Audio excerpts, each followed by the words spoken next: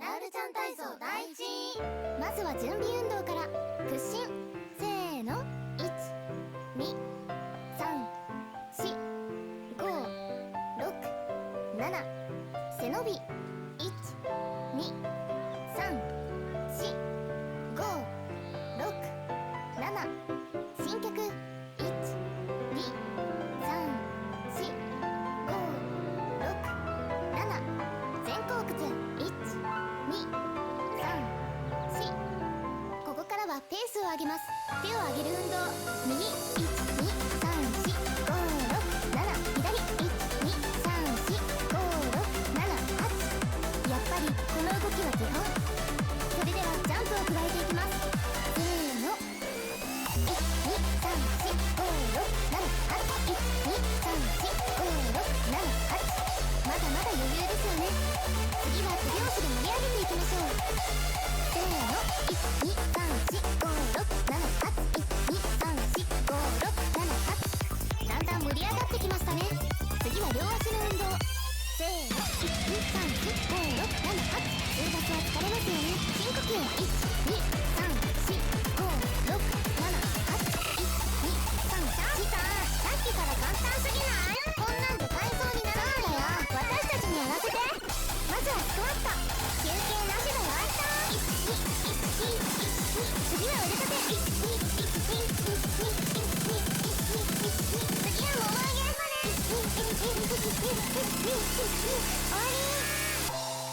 疲れた。家に帰って寝ようっと。その前にご飯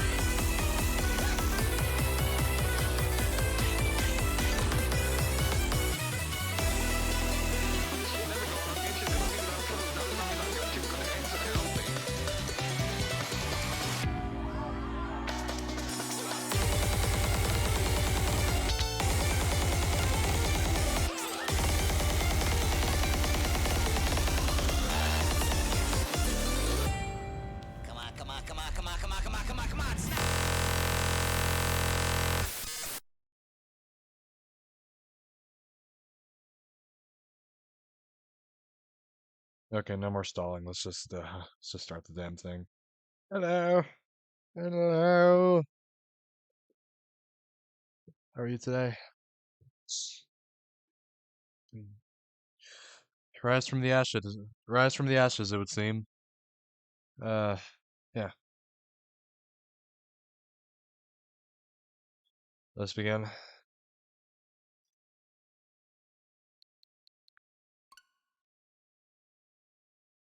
Oh man. Oh, I'm not ready to listen to this.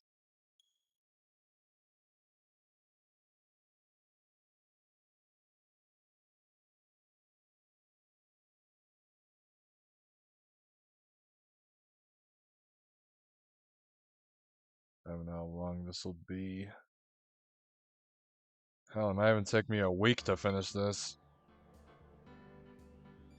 I really don't know how long it's gonna take, but no, whatever.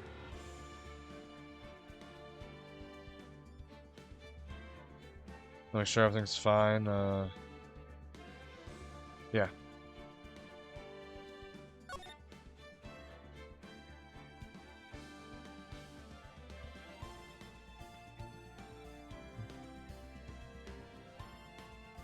Rise from the ashes. Here we go.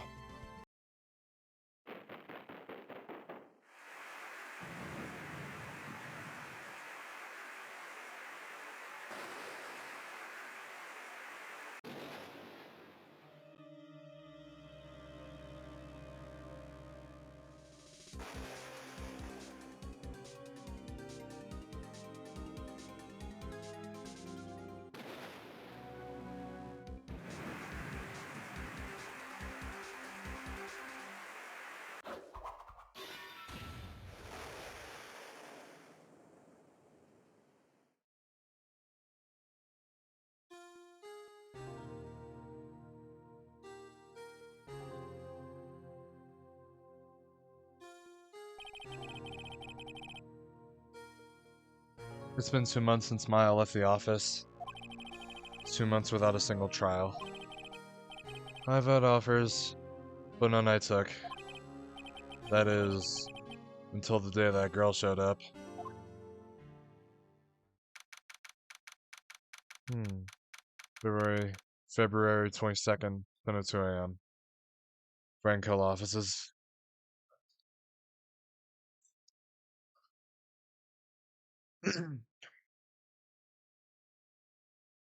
Ugh.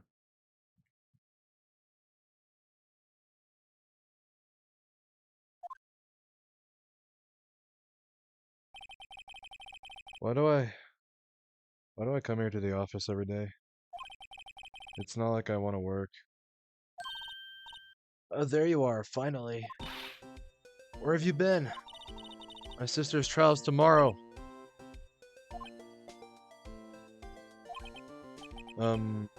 Who are you? It doesn't matter who I am. It only matters who you are. The famous defense attorney, Mia Fey. Wrong. Oh, you're not Mia Fey, are you? I'm sorry, but Miss Mia Fey no longer works here. So you are the coffee boy?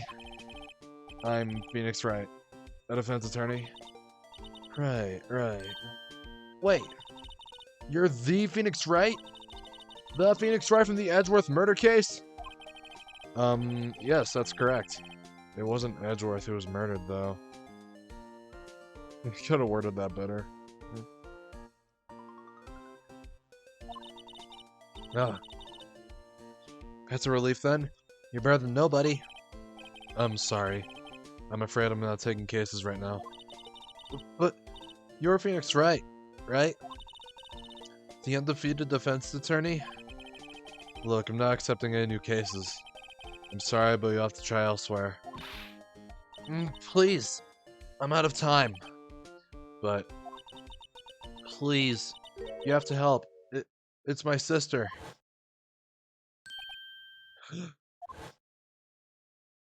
Oh, Maya? Could it be? Okay, I'll hear you out. Really? Thanks so much. My name's Ima. Ima Sky. I'm a scientific investigator. Scientific investigator?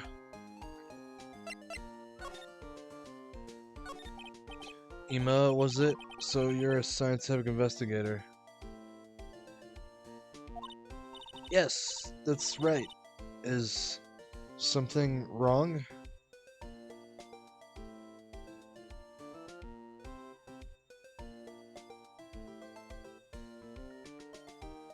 Give me a second.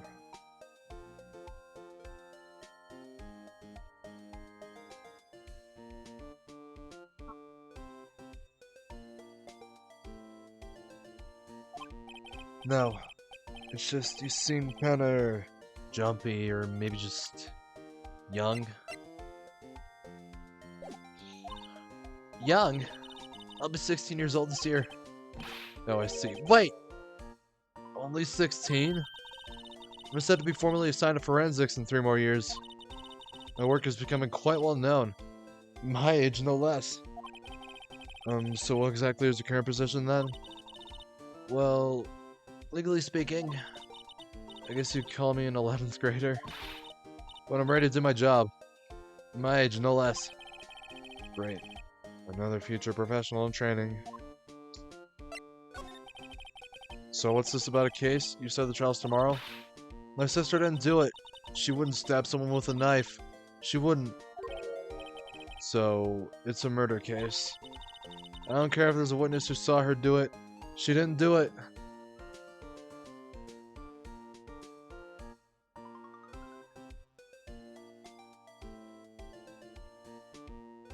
How many of these are...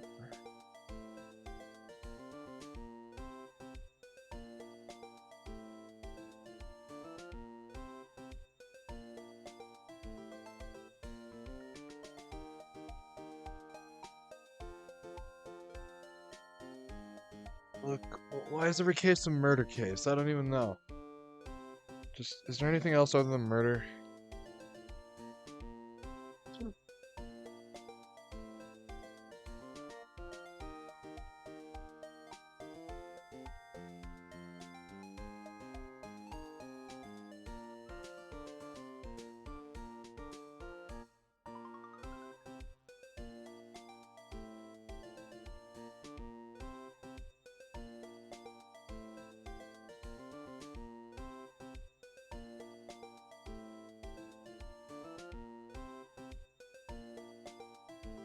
Right.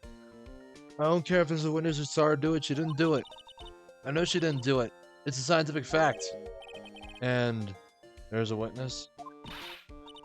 Just talk to her. You have to talk to her. Right. I suppose I will. I promised her I'd bring me a fae, but... That's... interesting. How'd she know Mia?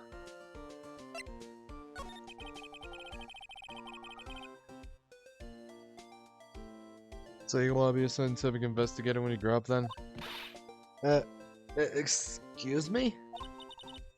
I'm not a child, I'll have you know. Still, it's good to have a goal, albeit a very unusual one. I believe investigations should be done scientifically. Don't you? Yeah. Sure can't fault her for a lack of enthusiasm. If this case is handled scientifically, I'm sure my sister's name will be cleared. Your sister? I've been doing research, you know, and developing a new scientific method of case investigation. I'll show you when I'm done. I'm looking forward to it. Guess I should get down to the detention center and talk to her sister. Relation to me, my sister asked for Mia specifically. This Mia Faye person was a few years below her in school. So they went to the same school, huh? She always told me to go to Mia if I ever needed a defense attorney. And, well, I need one. Incidentally, Mia's a woman. Now that you mention it, I guess it is more of a woman's name than a man's. Well, it's nice of you to help your sister out like this. You must be close. Well, Actually, when she gets like she is now, I kind of hate her. Huh? But she's my only family. Your only family? What about your parents? They died in a car accident when I was little. Oh, I'm sorry.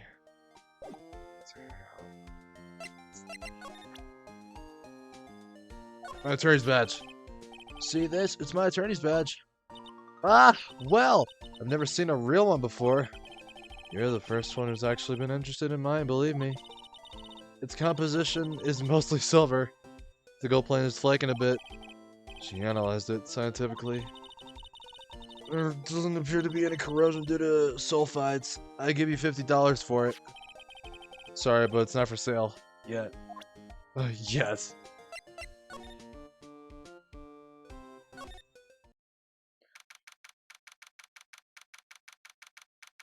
Visitors room. I wonder what's wrong with Ema.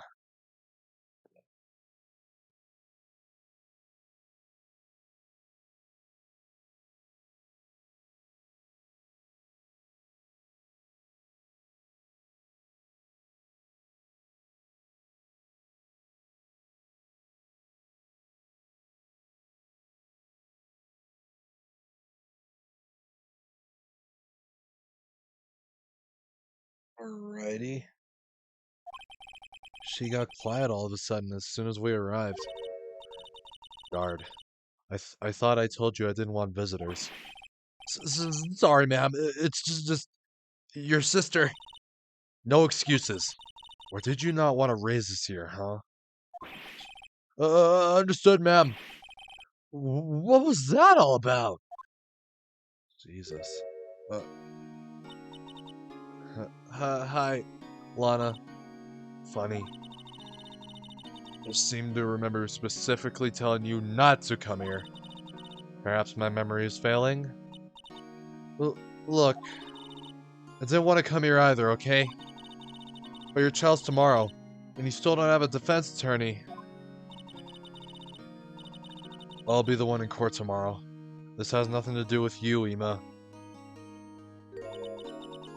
Isn't that right, Mr. Wright? Hey! How do you know me? Mia mentioned you. I've heard quite a bit. I'm sorry. What exactly is it that you do? My name is Lana Sky. I'm chief prosecutor for this district. You're a prosecutor? Two sisters, one a lawyer. Could this be a coincidence? Ema, Lana, I mean, they're just like... Oh.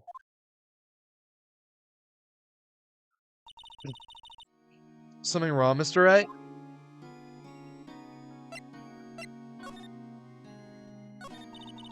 There's something you should know from the start. Which is... The suspect in this case has confessed to the crime. Huh? Wait, but the suspect is... Me. I did it. Well, Mr. Wright?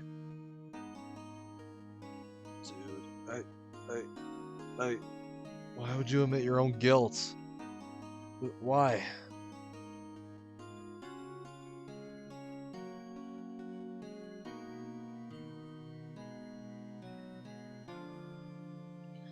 I mean, yeah, Edgeworth did it too, but... This, right at the start, right after the murder happened? Jeez.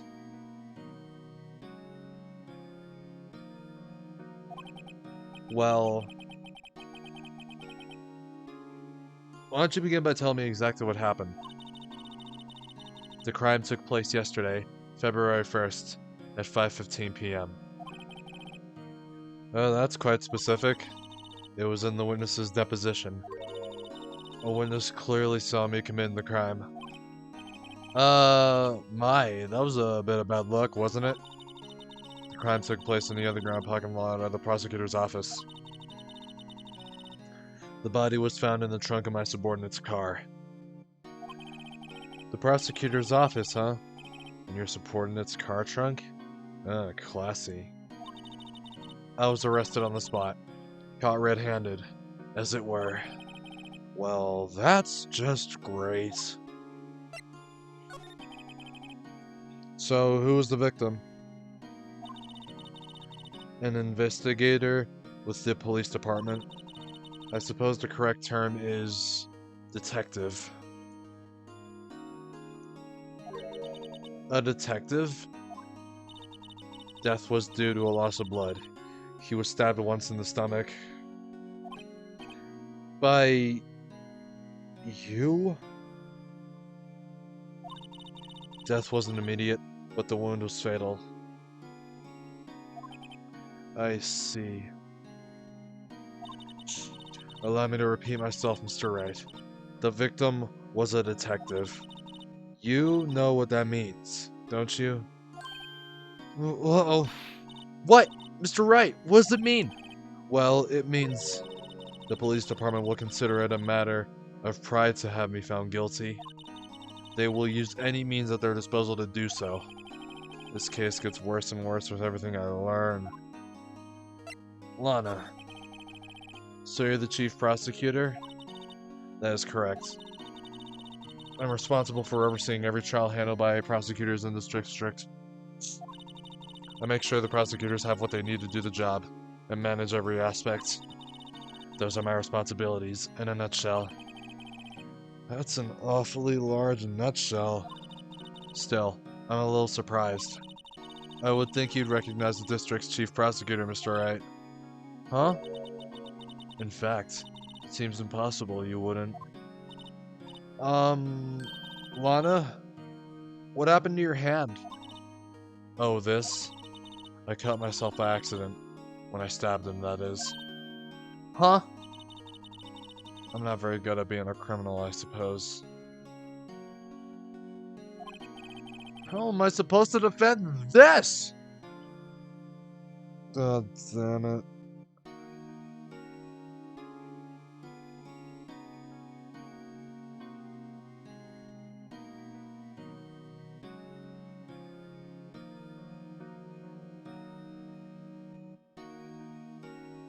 Give me a second.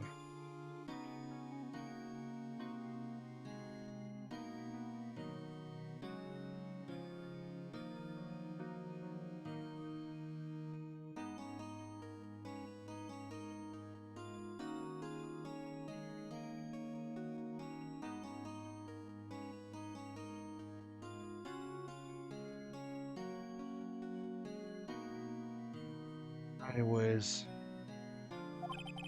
Time to change the subject. Wait, she was in the class ahead of Mia, wasn't she?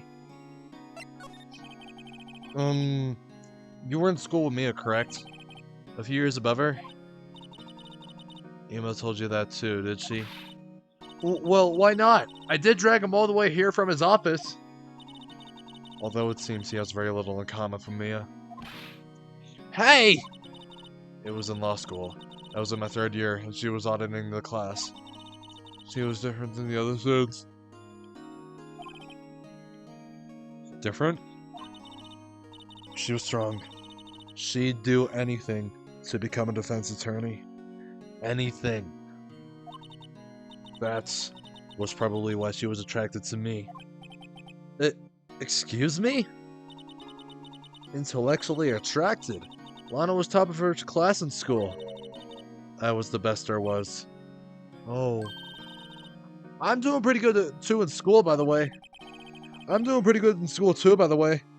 Sorry. It sounds a bit different when Ema says it. Well, Mr. Wright? Excuse me? As you can plainly see, I am admitting my guilt. I think it's safe to say there's no way you can take this case. None. But, Lana! Why? Why are you doing this to me? Never think of anyone but yourself.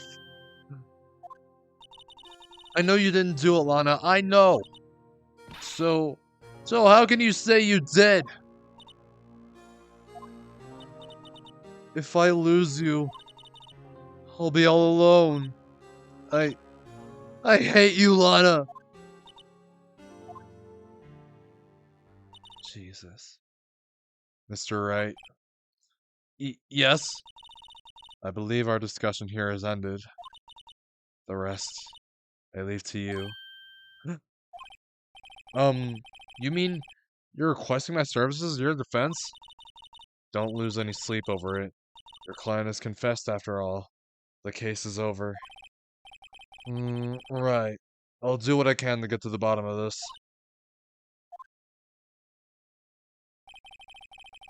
Lana has confessed to the crime, yes. But something doesn't fit. It's that look in Ima's eyes. There's something else going on here. And I'm gonna find out what. I'm sorry, Mr. Wright. Huh? About what? My sister. She's not always like that, you know. I just never expected to be defending another prosecutor again. She's changed a lot. She used to be so gentle, always smiling. Everybody liked her. I see. Sorry, but I'm having trouble imagining that. What happened to her? I don't know for certain myself. I think maybe she... yeah, well, maybe not. Sounds like there's something there that defies a simple scientific explanation. Let's go check out this underground parking at the prosecutor's office, shall we? Okay.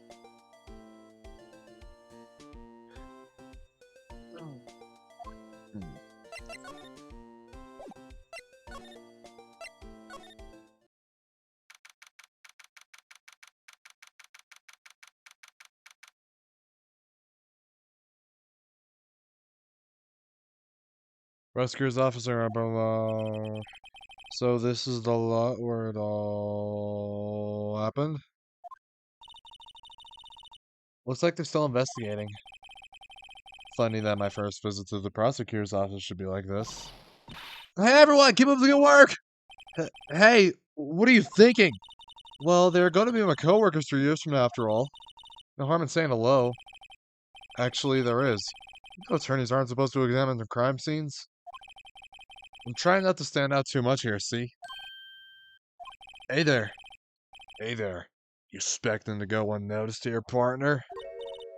The partner? What do we have here?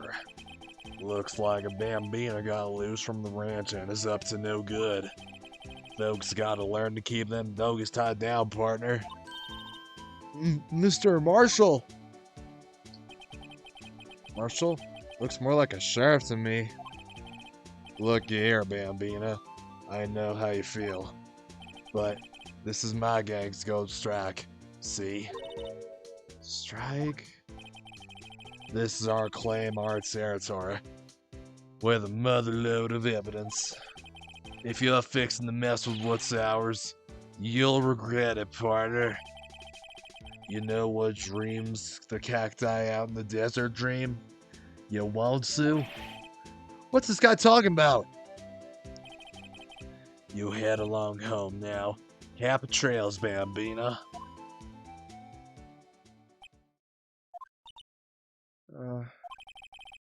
Was that a hombre, a friend of yours? Kind of, sort of. Yeah, he's a detective. Who thinks he's a sheriff from the Wild? Who thinks he's a sheriff from the Wild West? It seems. Hey, a ladder. Aha! A ladder. That's a step ladder. But what's the difference? In scientific terms, please. Scientific, huh? Look at the basic nature of things, Mr. Ray. This all seems so horribly familiar somehow. No, it's a ladder. This ladder. Hey, a wallet. What's this? A wallet? Excuse me, officer. Wait, what are you doing, Mr. Wright? About to go to bed? Oh. Okay, alright then. Well, hello. What am I doing? I just found this wallet, so I'm heading over to the police. I don't believe it. This is real basic. Anything at a crime scene is evidence. Let's be scientific about this, please. Just put it in your pocket. How is that scientific? Oh, it sounds like theft to me. A floatable well found at the crime scene. There seemed to be something inside. I'm called to duty already, and at my tender age. Here, I'll teach you the trick to examining evidence in detail, okay? By the way, her eyes are sparkling. I can tell she's been waiting for this.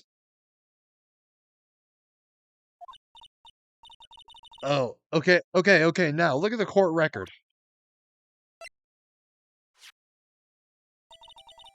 You have to be sure to examine evidence carefully on all sides.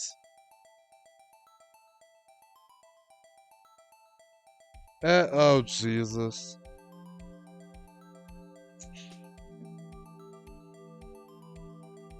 Why'd it have to be this way? Man. You're gonna do this tomorrow in front of a bunch of people, something I can never handle. Yet no one's been watching me for 40 minutes. No one. Bro, I'm gonna cry. Mine can't either.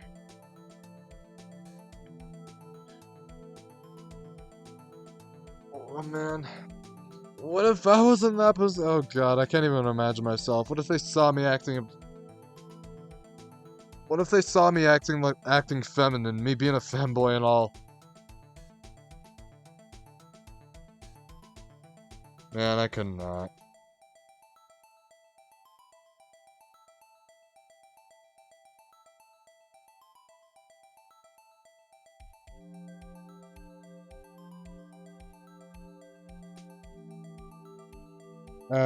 Well, okay then.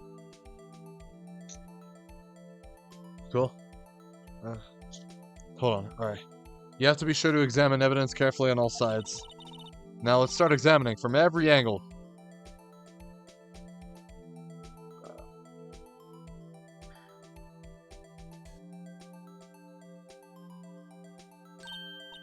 Oh, look, I think there might be a clue here. You should check it out with the press of the A button. Yeah, I suck ass at chess. Hell, I even suck ass at shogi. Seriously. You even see me play Yakuza 0? I suck at shogi. This is an ID card. Sergeant Bruce Goodman. ID 5842189. See? Well, isn't scientific investigation useful? I guess. Though I don't see what science has to do with it.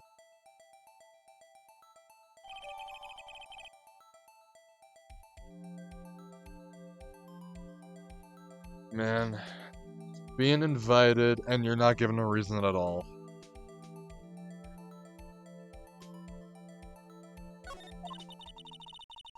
Let's be sure to examine every piece of evidence we find. I guess I gotta be on my toes from now on.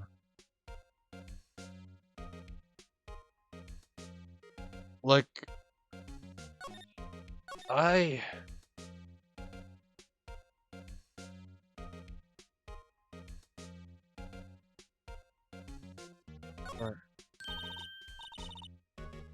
Your chess teacher was like, oh jeez. And then they were like, I don't know. But why though? Well, it's time to waste the guy home for clues. I wonder what this is. Well, partner.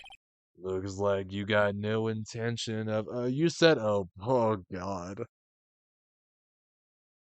Oh my god, dude. Well, partner. Looks like you got no intention of going home quietly. The sheriff! Like I said before, this here's our claim. You'd best be moseying along, unless you're fixing to bite the bullet. Ah, scary!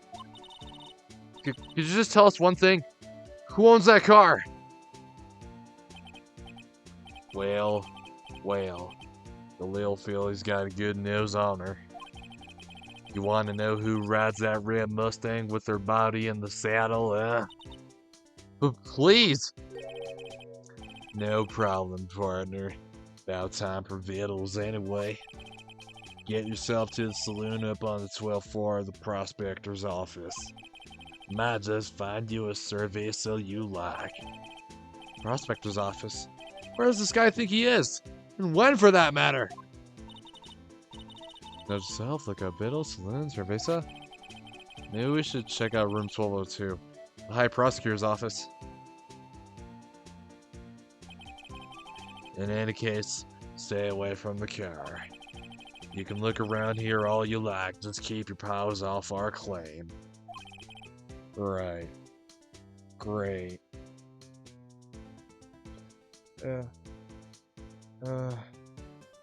Hello. What do you mean you're back? This is your first time chatting.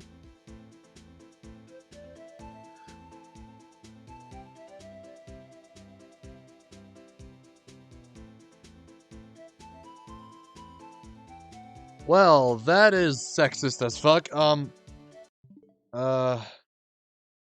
That's very sexist. Should I even be saying that? I don't know.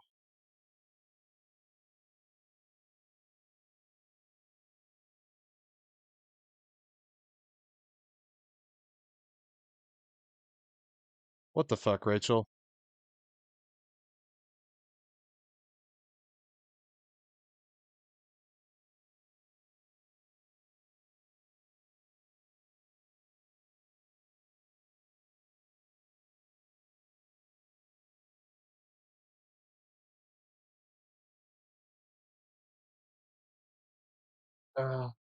This one's for the boys.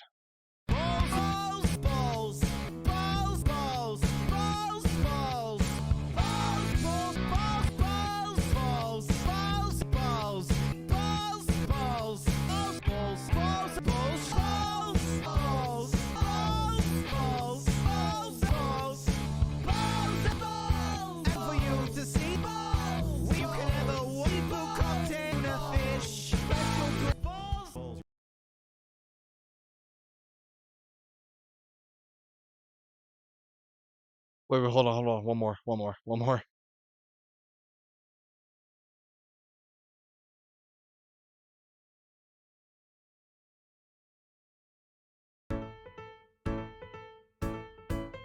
Oh, fuck, shit, bitch, damn cocksucker, pussy, asshole, cunt, motherfucking dirty whore, shat onto my lunch, piss, cunt, damn bitch, suck my dick, Jesus, Harold Christ, shit, bitch, cocksucker, goddamn motherfucker, pussy, asshole, cunt.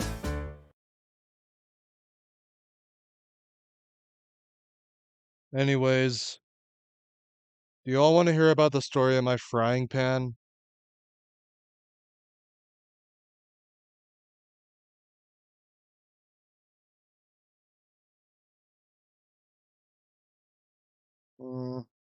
Well, okay. Alright. Well, yeah, well,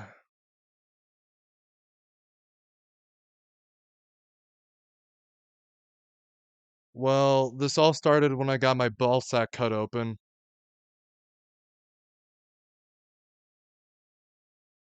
Anyways. Right. Great. Great! Maybe there are some clues around here, Mr. Wright. Let's check it out! Excuse me? Were you two all set? Us? Oh, her. No, that's true. That's true. What's this? She couldn't be. You're selling lunches? Here? This is a crime scene! Hello. Half and half, was it? Oh, thanks. And you, sir? Yes? Some crunchy goodness coming at you. Thanks. Interesting way of doing business. This area is off limits to anyone without clearance. Especially passers-by. Or are you officers? No, but you don't exactly look like the type to have clearance. Well, that's hardly a way to greet someone. Even if my days as the cough-up queen are over. Cough-up? Huh? You know, I'm feeling kind of full. Maybe I'll pass on lunch. I'm quite connected to this case, you see. The images are burned into my eyes, you might say. Yes, all the sordid secrets. Secrets? Dear me, you are a slow one, aren't you? I'm referring to the murder. The stabbing of that detective. What?! The witness clearly saw me committing the crime.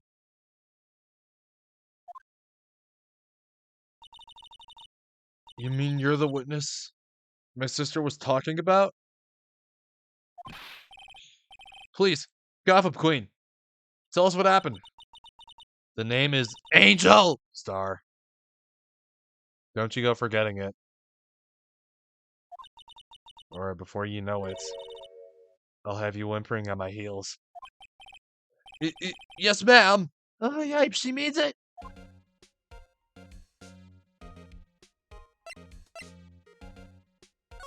Angel, and here it comes.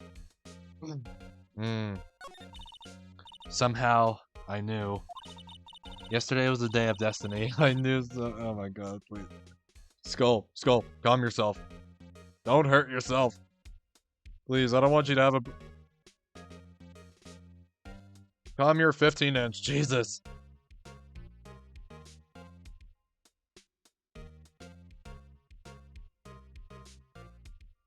Yesterday was the day of destiny. I knew something was going to happen. Just like I know that a daily special on Friday every week is salmon. Destiny? Was yesterday special for some reason? Oh god, I'm not gonna switch out the thing! Fuck. Put my legs on the table, damn. You're a defense attorney, right? You should know that. You should know the foul misdeeds of the evil ones who haunt this den of inequity. Evil ones? Prosecutors. They have no qualms at all about blackening the names of innocents. And yesterday they paid homage to the most evil one of all. They gave an award for King of Prosecutors. What a farce. So, she's saying there was some sort of prosecutors convention yesterday? I was almost compelled to lace our lunches with something foul. Do you have a personal grievance against prosecutors or something? Or is there some kind of scientific evidence of this, evil? Young miss. Young miss. Mock me at your own risk. You'll soon find out why they call me the Cough-Up Queen. Ew! The most heinous of all the evil ones. The one they awarded yesterday. It was in his car that they found the body. Proof that he devours the evilest lunches of all. Really? Really what? I'm totally confused. One thing's clear, this lunch lady has a thing against prosecutors. Yeah, to be fair, I do. So, what exactly was it that you witnessed, Miss Star? It was a fascinating spectacle, to be sure.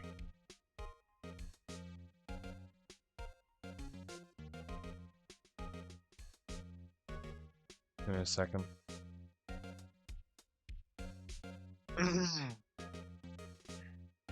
Okay. It was a fascinating spectacle, to be sure. I now feel I know what they say when they talk about a woman's wrath. To see Lana Sky wield that knife, so...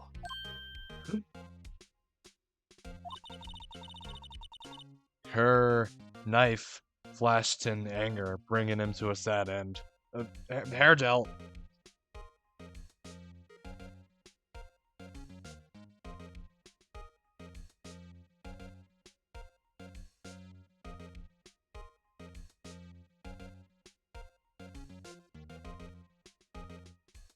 Her knife flashed in anger, bringing him to a sad end.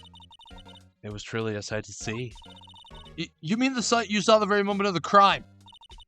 The sound of his silvery ties to this world being cruelly cut still rings in my ears. And the rhythmic beat of Lana Sky's knife. Wait a second! You know Lana Sky? Huh. Of course. It's quite a feat, becoming chief prosecutor. How many lunchboxes of sin did she pack to make that journey? I wonder. She always travels light. Now, why would this pretty lunch lady know the chief prosecutor's name? Because she told... Dude, like, the chief prosecutor told me her name, like, 30 minutes ago or something. Angel! Could we ask you a bit about yourself, Miss Star? Hey, it was, I come here every day to sell lunches. I import only the freshest and best. Did I tell Sugar about yesterday's? No. I did not. I only import only the freshest and best from the Far East. For some reason, the box lunches are a hit here. Why not make the lunches here rather than import them? Did you say something? No. Only true connoisseurs can understand. The kind you can only tell someone who has tried General So's Trilobite lunch set. Never mind. Oh, you win. I don't even want to appreciate part of a Trilobite's flavor. Anyway, I come here every day to sell lunches. My boyfriend works in the security room here at the prosecutor's office.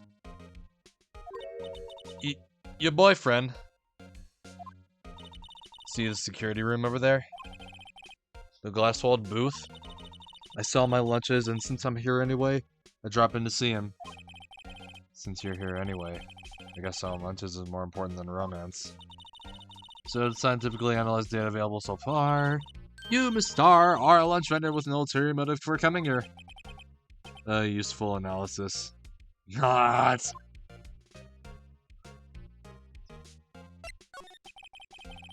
Did you have a bad experience with prosecutor, Miss Star? I sense some hostility. Hostility? Ha! Perhaps. Prosecutors are all alike. And the bigger they get, the worse they smell. Kinda like 10-day-old clams in the chowder. I wonder if Miss Star was involved in some sort of legal trouble in the past. That'd be a sure cause of food poisoning. Well, scientifically speaking, of course. I mean, now you're talking cough up queen. I thought she was just a lunch vendor, but now I'm not so sure.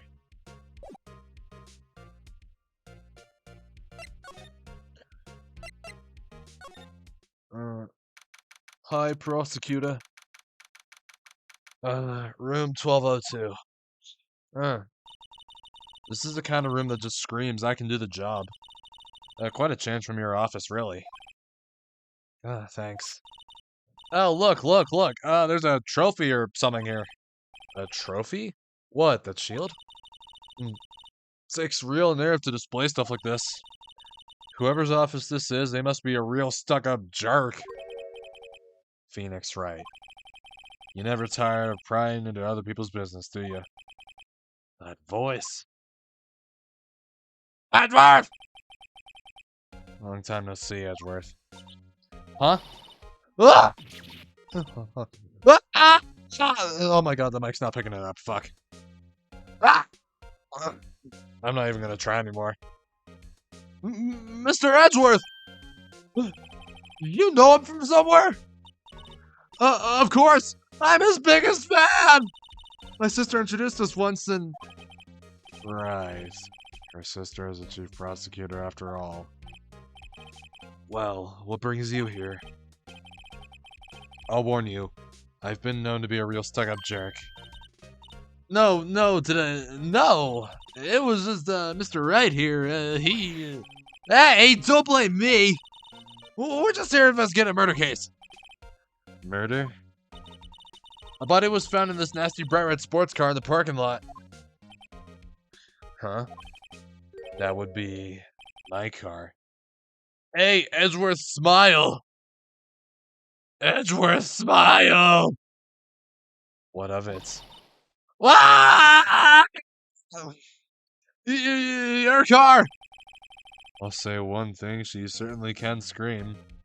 But I can't, because my goddamn stupid mic won't pick up anything.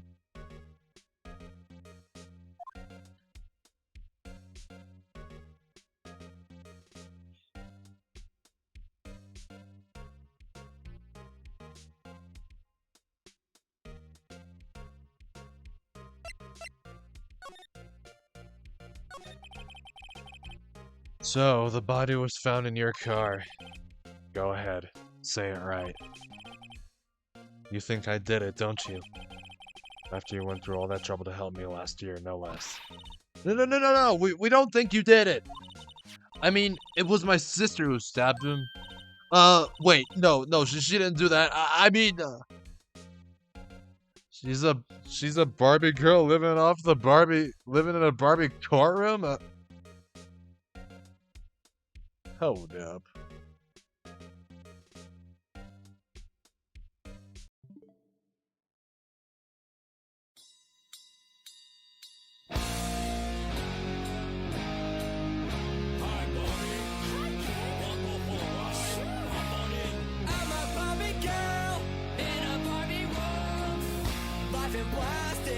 You got attacked? What the hell happened?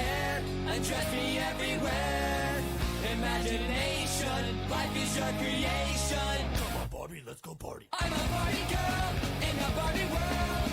Life in plastic, it's fantastic. You can brush my hair and dress me everywhere. Imagination, life is your creation.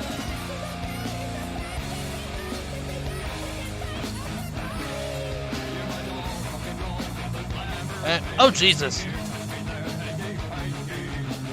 And oh boy. Barbie, let's go party. Well then.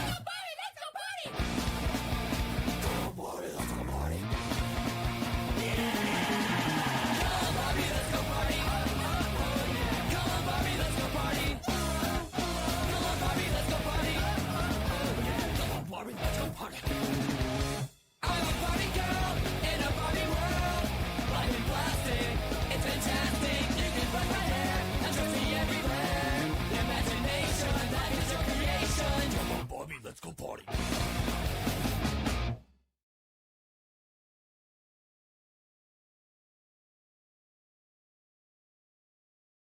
Why the fuck, Darth Vader?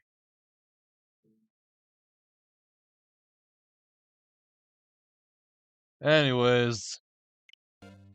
Well, wait, no, she didn't do that. I mean, wait. So you're the chief prosecutor's little sister then? Yes, sir. Ema Sky. It's nice to meet you again. No, that didn't sound forced at all. Ah, no, I remember. You've really grown. I'll admit it was a surprise for me, too. To think that my own car would become the scene of a murder.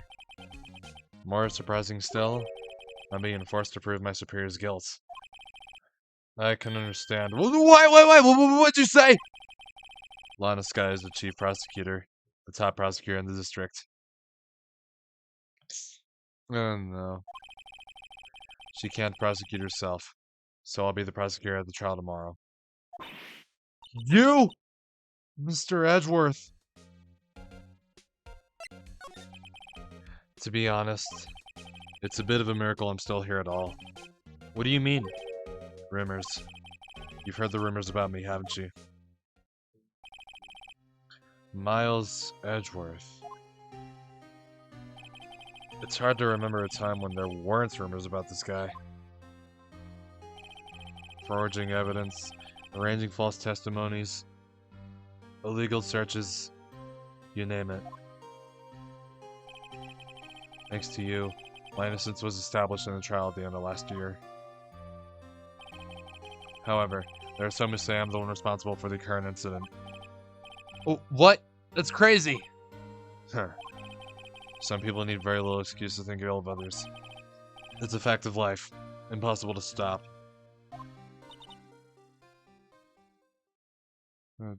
But some of them even go so far as to present me with toys like this. They think it's funny. Toys? That bronze shield? There's gotta be a story behind that one. Chief Prosecutor Sky, yes, we first worked together on a case 2 years ago. It was my first big case. Oh, that's right, I remember. Wait, can we have... No. Hold on. Manage goals, I wonder if we can...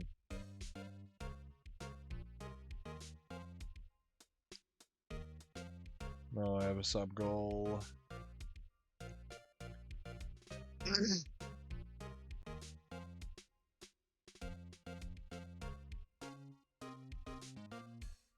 Hey, Joe! That's right, I remember. 2 years ago, I wasn't even a lawyer yet. Since then, I always felt that she was looking out for me. Sky! Sky! It appears I was mistaken. Mistaken? Why? I mean, I know she's not the warmest person. No. Bro, you made it worse for me. I have to work tomorrow.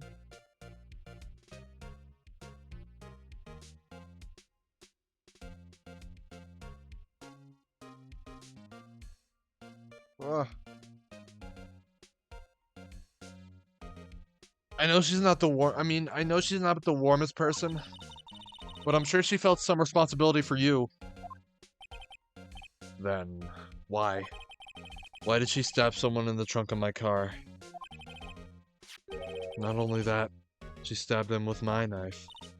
What? What? Mr. Edgeworth, your knife was a murder weapon?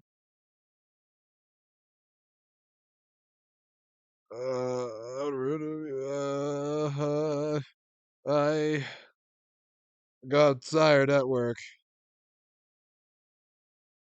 Nothing happened. I had a burger and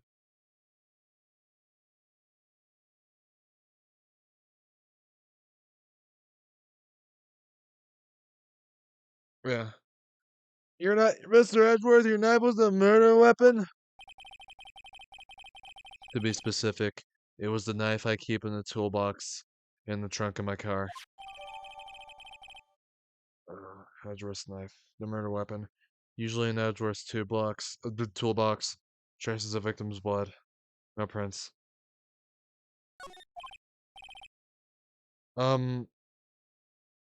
Edgeworth? What? Are you sure you didn't do it? Come on, can you take a joke?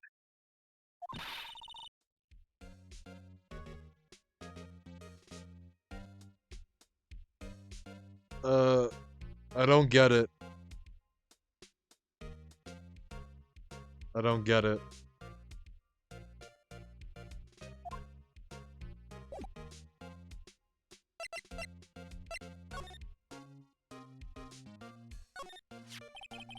I've been wondering, what the hell is this? It has a big K on it.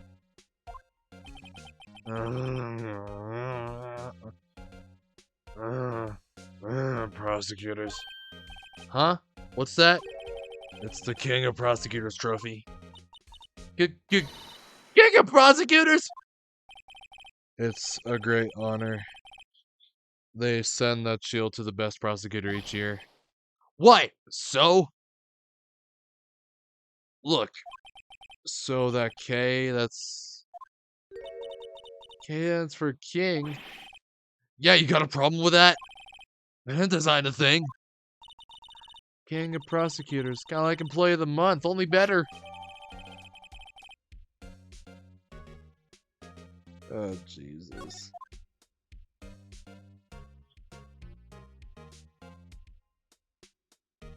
Oh, that is dumb. That's stupid.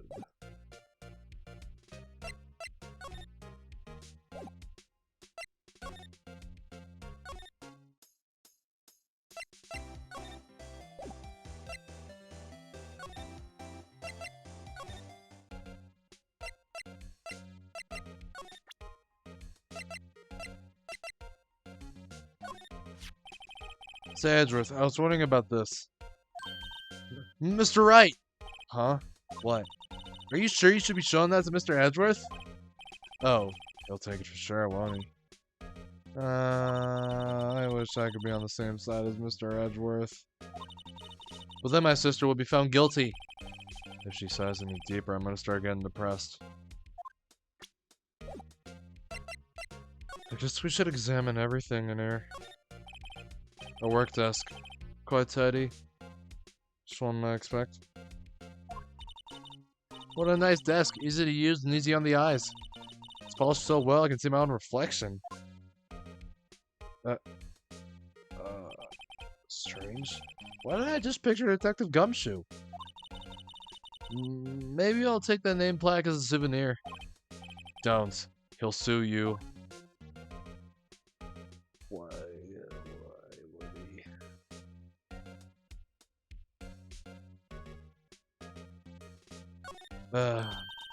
Hey, a chessboard! I'm not too up on my chess, but it looks like blue's in a bit of a tight spot. The red knights have surrounded the blue pawn.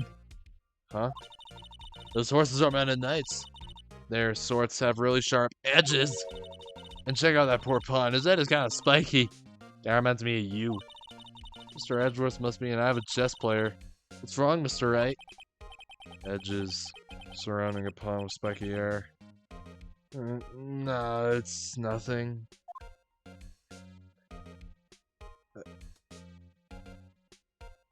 No, chess is very confusing. It's always very confusing. Why does it exist?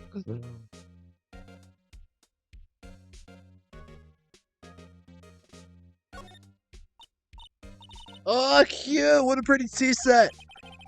I go for more for the instant tea bags myself.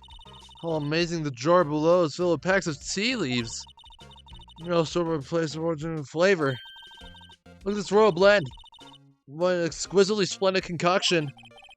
There's such a thing as taking a hobby too far.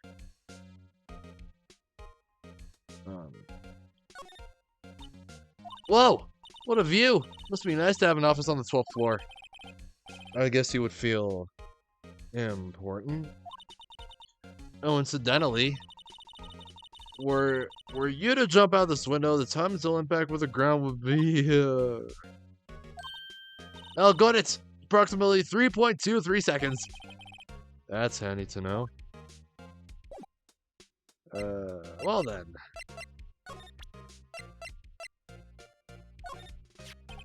So basically this says you're the best of the best last year, huh? You can take that foolish grin elsewhere, right? I lost a day at work to receive that travesty. Huh? Why's that? I had to go to the police department to receive that broken shield. The police department?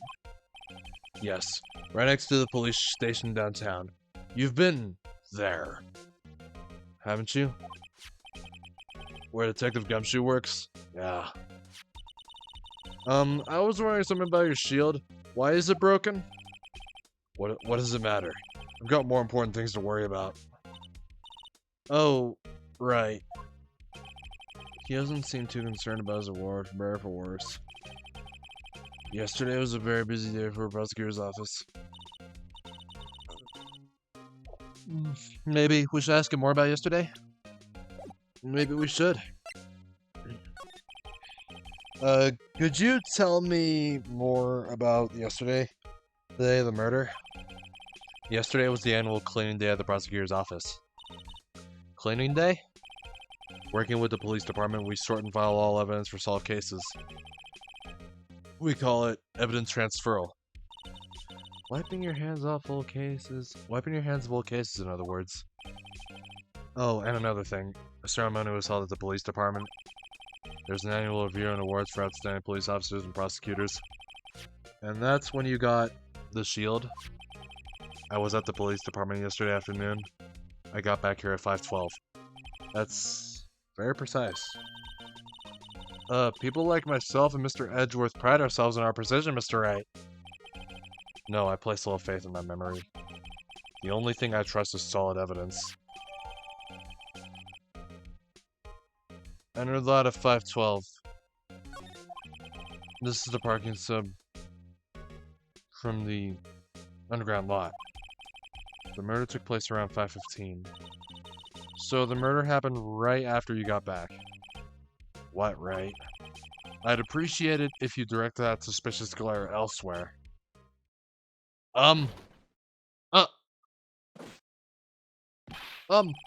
Excuse me, but is Mr. Edgeworth, Edgeworth on the premises? I'm Edgeworth. What is it? I'm here, sir! At the front of the chain, sir! I got your report, Report? What? Did you find new evidence in the case against Chief Prosecutor Sky? I don't like the way this conversation is going at all. Sky! No, sir! No, not even that kind, sir! Not this blood, sir!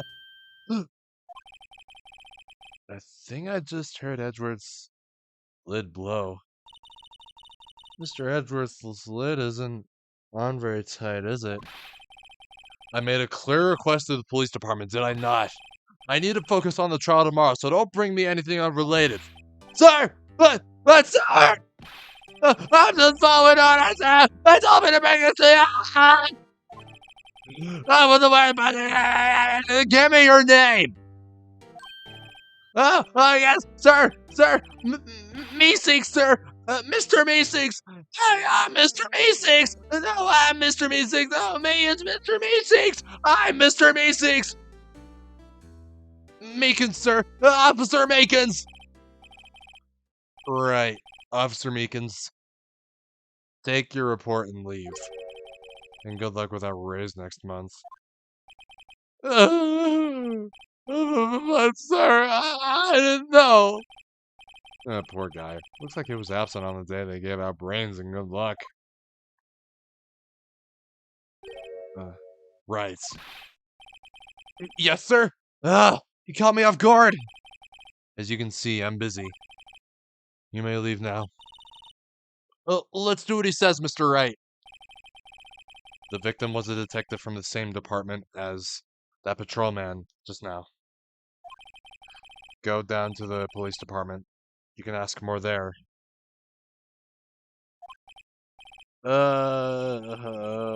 With thanks. He seems to have finally, calmed down at least.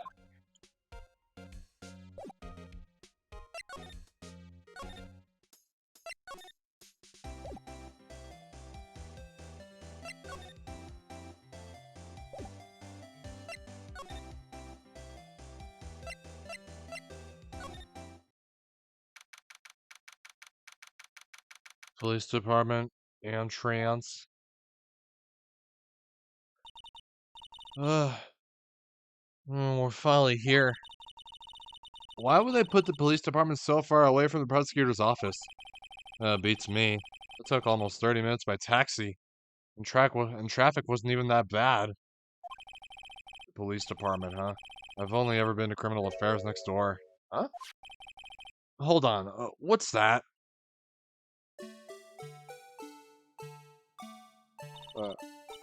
Disturbing! Why does it undulate like that? Oh wait, I know. This is the Blue Badger. They're trying to make him the police mascot. Oh wow, Mr. Wright. You sure know a lot about the police. Still, he does seem familiar, somehow. Forget the Blue Badger. Who's that next to him? Someone appears to be dancing with the Blue Badger. Uh-oh, he noticed me. He sure was running over here fast. Hey, pal! What are you doing here? Gumshoe. That's my line, Detective Gumshoe.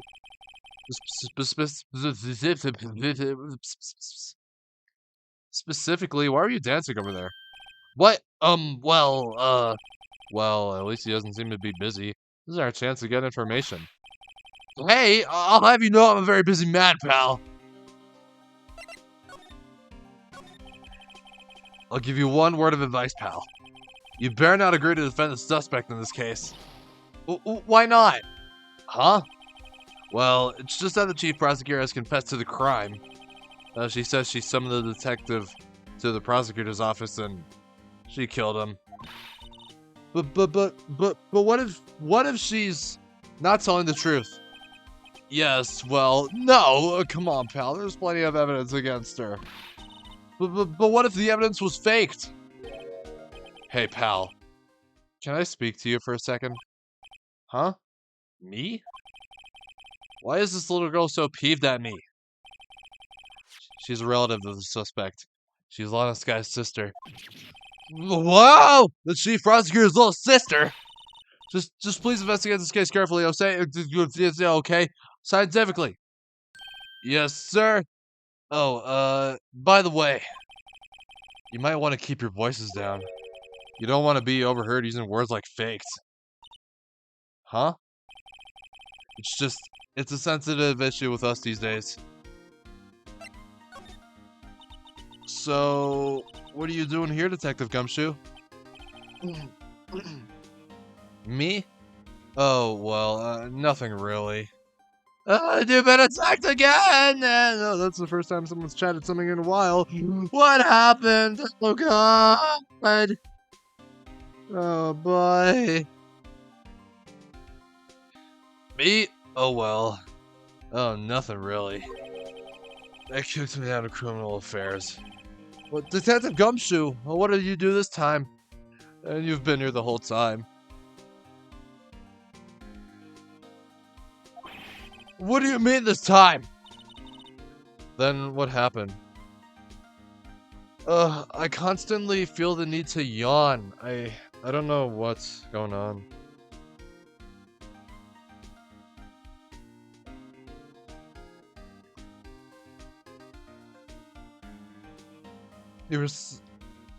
And he...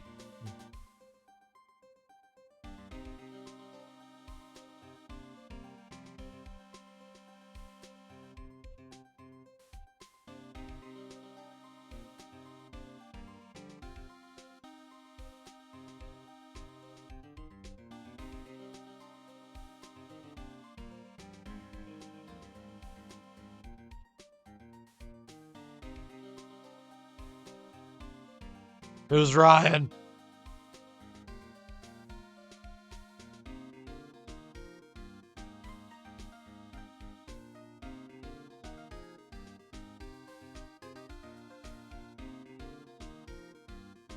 Oh boy.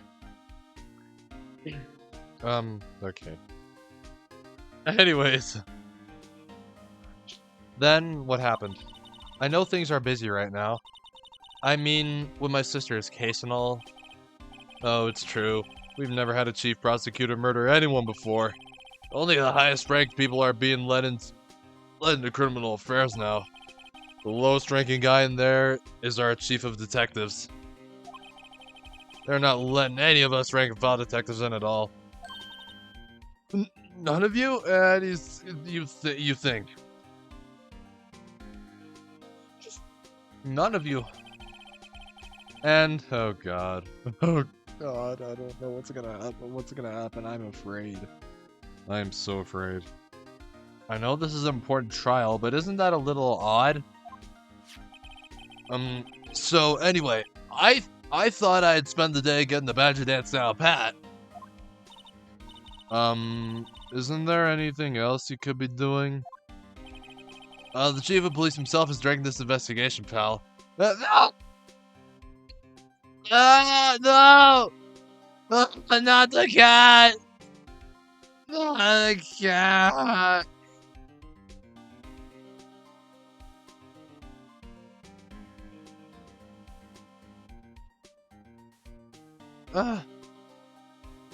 Mother!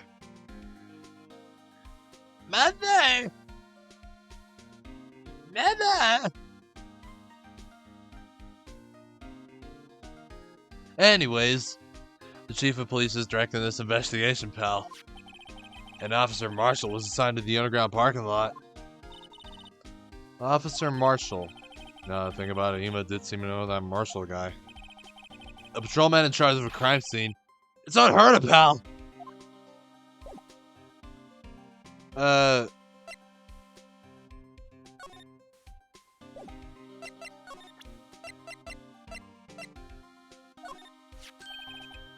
Hey, that's it! That's the King Prosecutor's award that Mr. Edgeworth got yesterday. Were you at the award ceremony, Detective Gumshoe? Of course, pal. I got an award for diligence myself. Congratulations. Or something. I was wondering, why is the award, shield?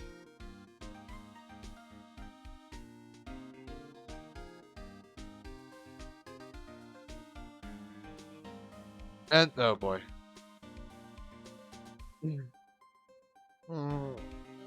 Oh my god.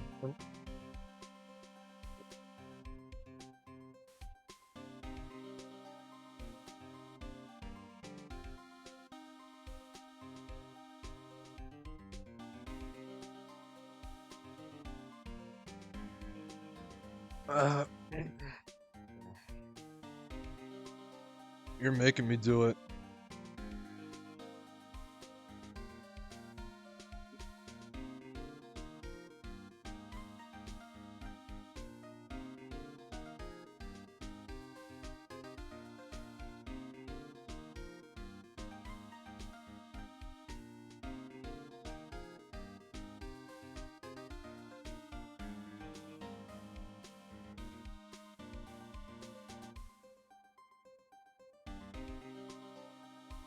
Yes. I was wondering, why is the award a shield?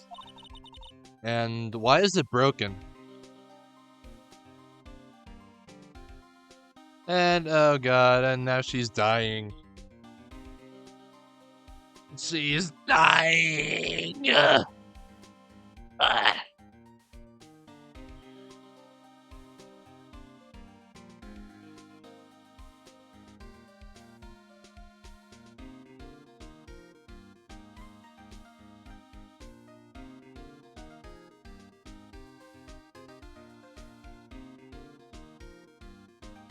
That... Hi. And why is it broken? Oh, there's a reason. I'll tell you what it is later. Apparently he's forgotten. But I was proud of Mr. Edgeworth for winning that award. Even with all the naysayers in the prosecutor's office. Naysayers? Must be because of the rumors.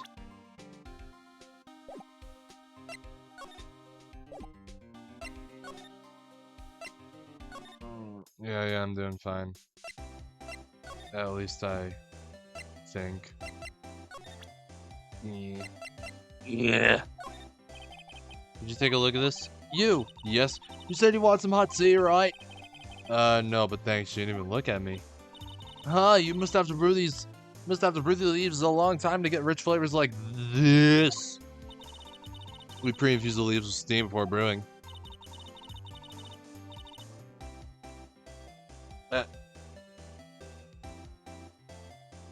Wait, this is Ryan? Oh, fuck.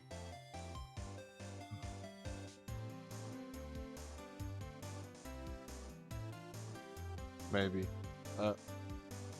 No, this is Ryan. I know it, so that's a secret to their aroma. Exquisite. The only thing I'm smelling here is wasted time.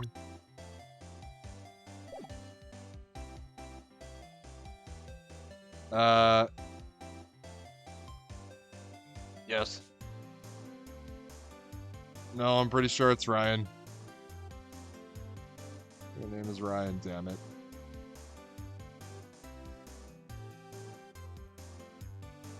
You have to call her phone back.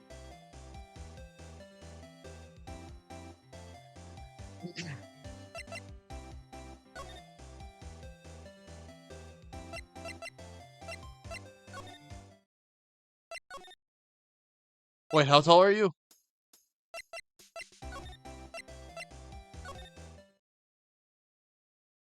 Fuck, how tall are you?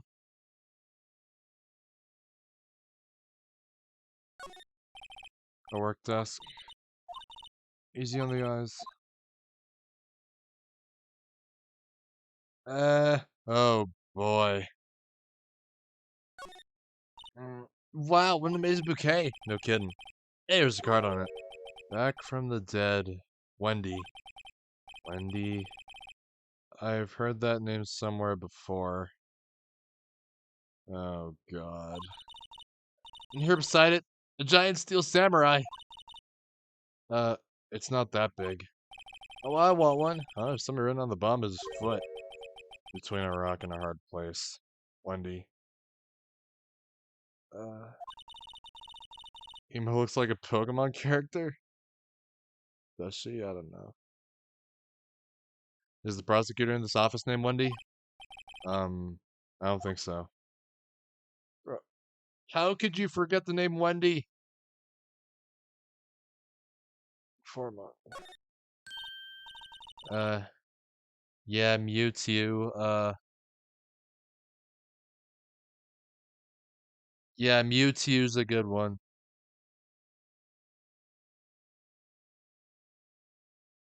Uh,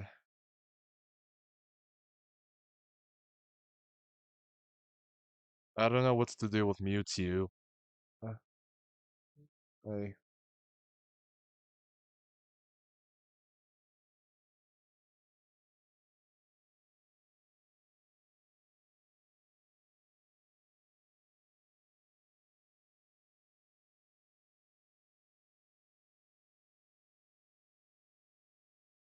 He's too dramatic. Whoa, his old case files? They're stacked up to the ceiling. There's even a ladder. That's a step ladder. With the shelves already packed super tight like that. What's the prosecutor going to do when they get new files? Yes. Splendid, Mr. Wright. What an unusual observation. I think that was a compliment.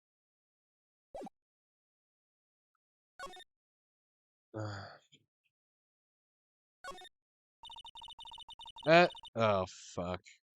There's a jacket framed on the wall like a painting. The fabric is high-grade cashmere, Italian style. Shell Grablos, turquoise buttons, and gold car. I'm guessing it's worth around $5,000. $5,000! Speaking of which, it would be about. That's enough of that. I don't need my life for praise. Thank you very much. Dude,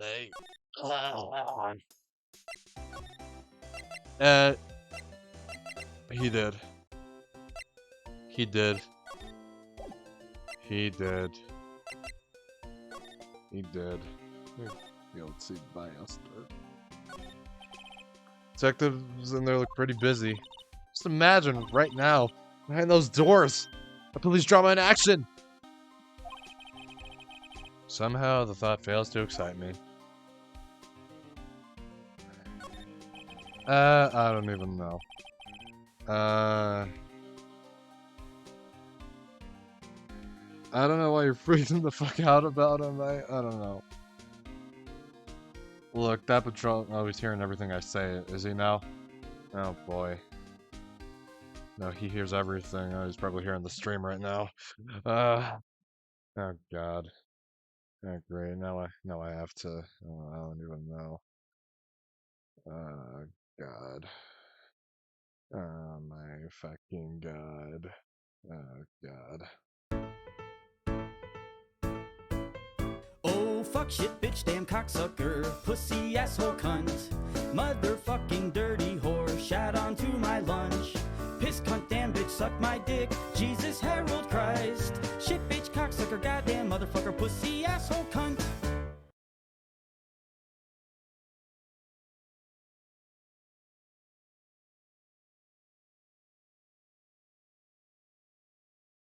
Skull, you should have told me sooner! Have your headphones in! Mother! Hold on, mute the site real quick. Mute the tab real quick. Just so I can listen to this later.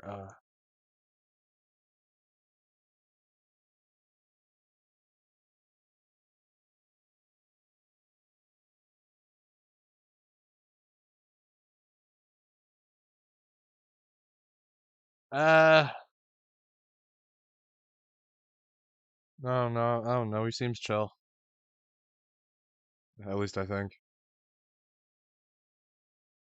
Okay. Oh, look, that patrolman is saluting the other guy. He must be a detective. And then I said, hey, you do that, your soup will get cold, buddy. That's hilarious, sir. I laughed so hard I cried. I guess he wasn't saluting, but he was wiping his tears from his eyes. Make a good pair. And, oh boy.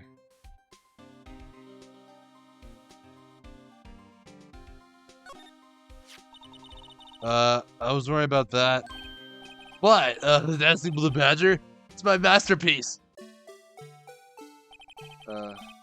You made this, Detective Gumshoe? The chief threw together some designs and I just did my thing, pal. Nice words. It's battery powered, so it can go anywhere. There's no switch, so it just dances until the batteries die. Poor Blue Badger. Fated to dance until he drops. Blue Badger panel, a work of art designed by Oh god. Yeah.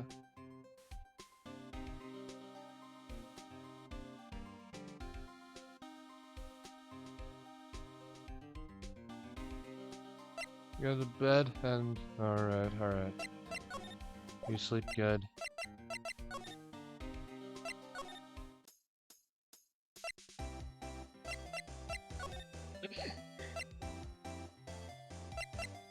Love you too.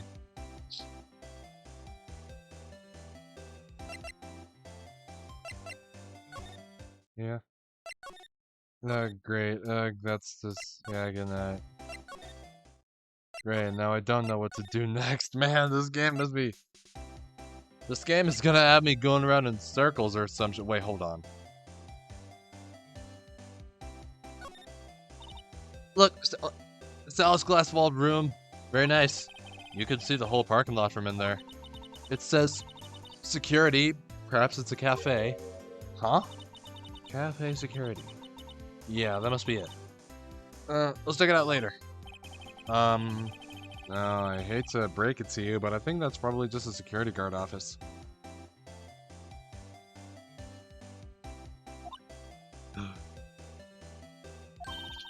You know, I scored a 97 on my science test the other day. Too bad they don't have a test for common sense. Oh, jeez. Oh, look, a door! That must mean something. I'm not sure that doors mean anything. No, it won't open. A mysterious lock. I fail to see what's mysterious about it. Mr. Wright, you need to learn to enjoy life more. Now let's finish our investigation first, shall we?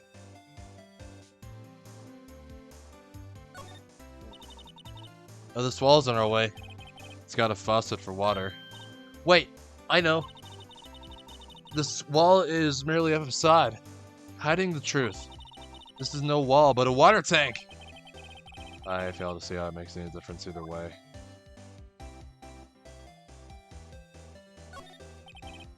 An oil drum. Looks like it's filled with water. It's heavy. Can't even budge it. The drum over here is on its side. Wait, I know. I'll hide in here and do a stakeout. I think you'll probably just get arrested.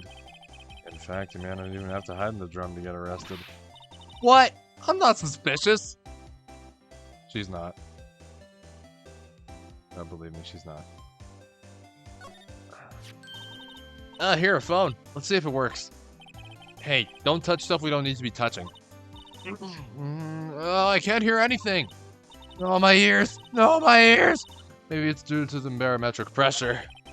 What is she babbling about? Hey, what'd you just say? See, you can hear just fine. The phone's broken. Oh, God, how many things do we even need to... How many things do we even need to... Oh, hold on. This is where the cars leave the lot.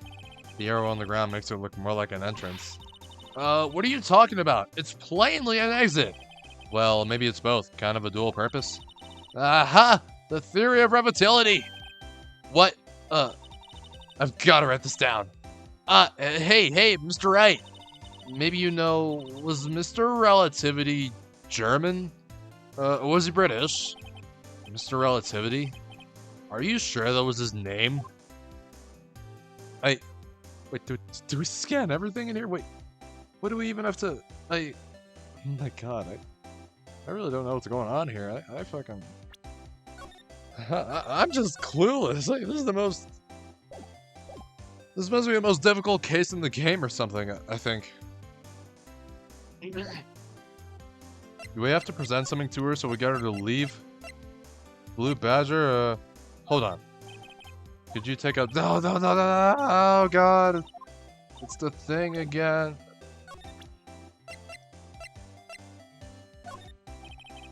Could you take a... Damn it.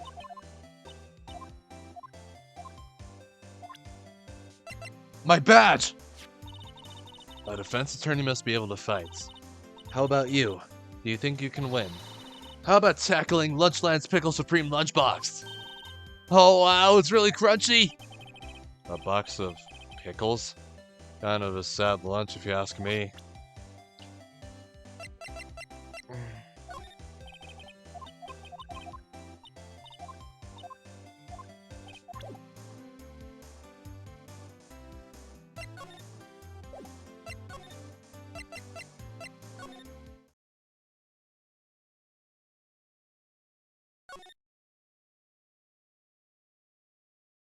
Really examine everything. Oh, hold on. Oh, hey, a chessboard. Oh.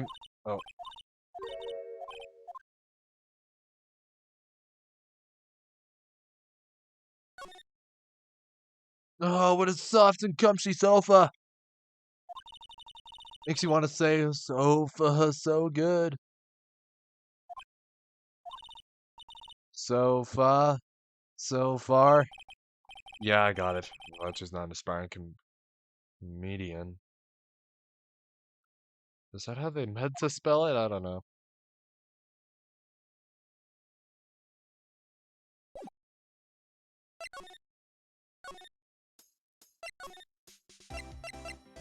What, like, do we need to present something to... Oh wait, how about the parking... The murder weapon? Found in Mr. Edgeworth's car, stabbed with Mr. Edgeworth's knife, huh? What would drive a chief prosecutor Sky to do such a thing? Wait, I didn't mean... I mean, sure, of course, someone else really did it. Someone who must have a grudge against Mr. Edgeworth. The car and the knife do seem a little too well organized to be a coincidence. Oh, poor Mr. Edgeworth. What could have happened? We have to find out a little more about what's going on with Edgeworth.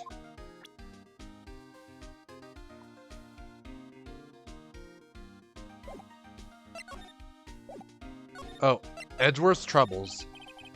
He's in a tough spot. Again. Again? Oh, again.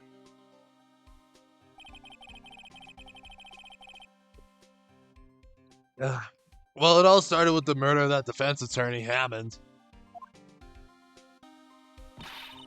But Mr. Edgeworth was found innocent. Listen, pal, there have always been rumors about Mr. Edgeworth. Forging evidence, making deals with witnesses. Nothing outright, but there were always whispered rumors. Ever since he was accused of murder, no one's whispering. They're practically shouting. But there's no evidence against him.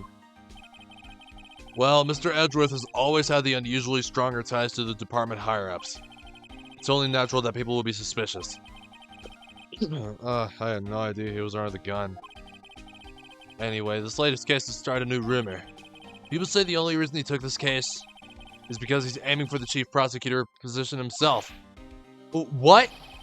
But I know the truth, pal. Nobody wants to be the one who has to prosecute the chief prosecutor.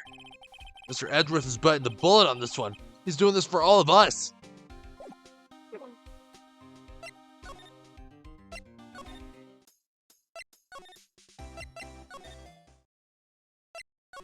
Hmm.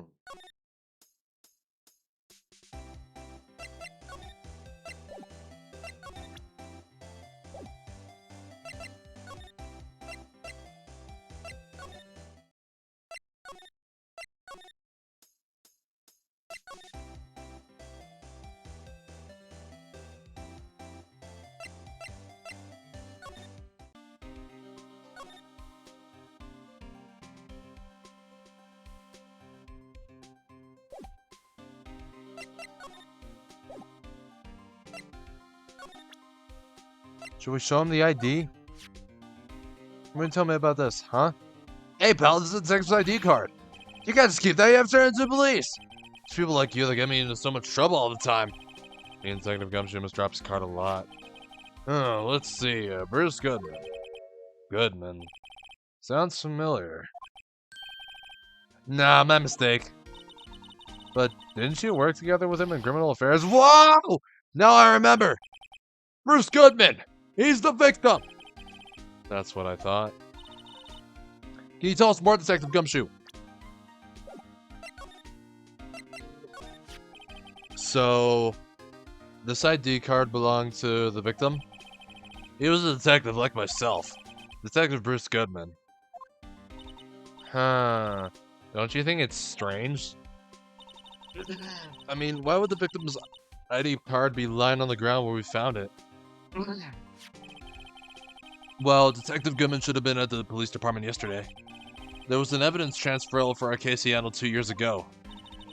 Evidence transferal. Mr. Edgeworth mentioned that too. But Detective Goodman was killed at the prosecutor's office. Well, that's the thing. It's hard to say this, but where does that chief prosecutor guy called him out there to the parking lot? And Lana's confessing as much. And that's all I know about that. I'm not officially on the case, you know.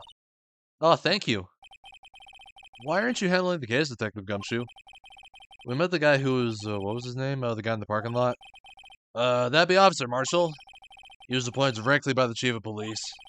Officer Marshall. Is he some kind of Wild West sheriff or something? No, Jake Marshall is just a regular officer. From West LA. For a moment there, I wasn't sure. Oh, look, pal, let me try to make things a little easier for you. Show them this, and they'll let you examine the crime scene. Maybe.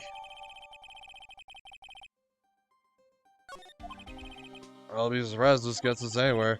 Just act like you're supposed to be here, nobody will look at you twice, pal.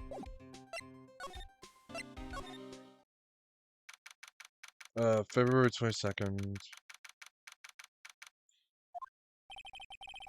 Looks like the investigation is still going. I have to be getting back to the shop. Sorry. Looks like I'll be stuck in this pit till the sun sleeps. I'll see you in my dreams tonight then, baby. Oh, no, wait, that was Angel! Oh, God.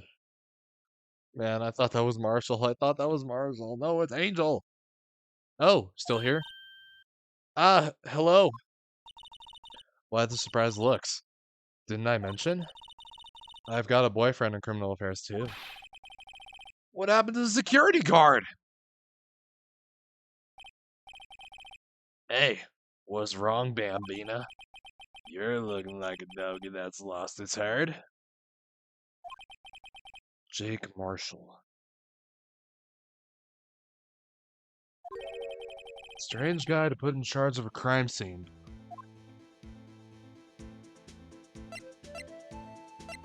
Alright, I'm gonna upload the next VOD.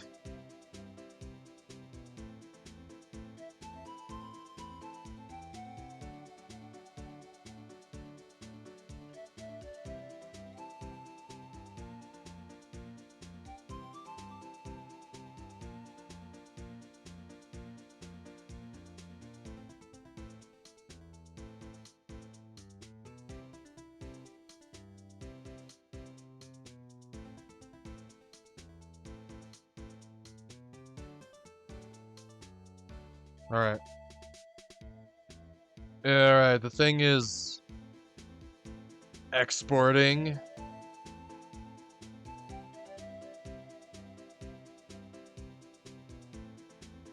Alright.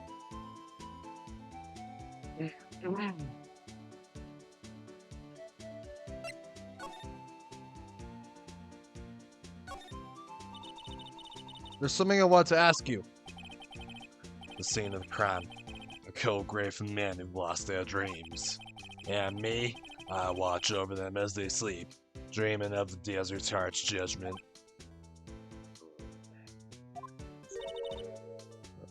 He's asleep. Well, should we show this hopeless case something to catch his interest? Marshall? There's something I wanted to ask you.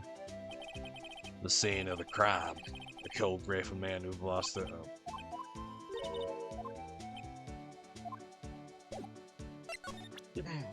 The thing! Would you mind reading this for me? What's this? I warn you, fan letters to me go right in the spittoon. It's a letter of introduction from Detective Gumshoe. May we investigate? Gumshoe? Ah, that old cow dog. He holding a birthday party or something? Huh? Look, where it should say letter of introduction, it says it says invitation. Ah, I think he just miswrote it. Wait, why am I getting all defensive here? No, where's? It proves it's from Detective Gumshoe bearing in a blood test. Guess I better let you in then. Thank you, Officer Marshall. Oh, that's right. He's a patrolman, not a detective. Which reminds me. Hey, wait a sec. Isn't a crime scene supposed to be handled by a detective or higher? Well, folks, clues are calling. Welcome to our gold strike. Be like the settler. Strike out for lands unknown. Manifest destiny. Let's have a hootenanny. Note to self, police investigations are like settling land. Well, Mr. Wright, what do you say? I say I won't be needing this anymore. Crumpled and discarded.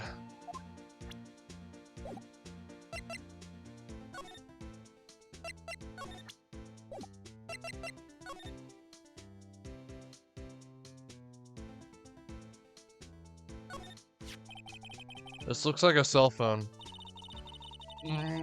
Scientific analysis. Oh god, I skipped it! Fuck. I can't think of anyone else it could belong to. What's so scientific about that? Should we check it out? Yeah. Right. Let's check it out.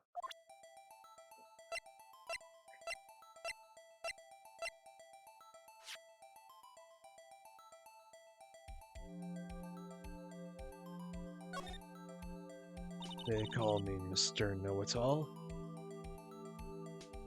Man, what a boring strap! What's wrong with it? Everyone has different tastes, you know. Here, check out mine. It's a pink princess strap. These are hard to come by, you know. I see the series is as popular as ever with the kids.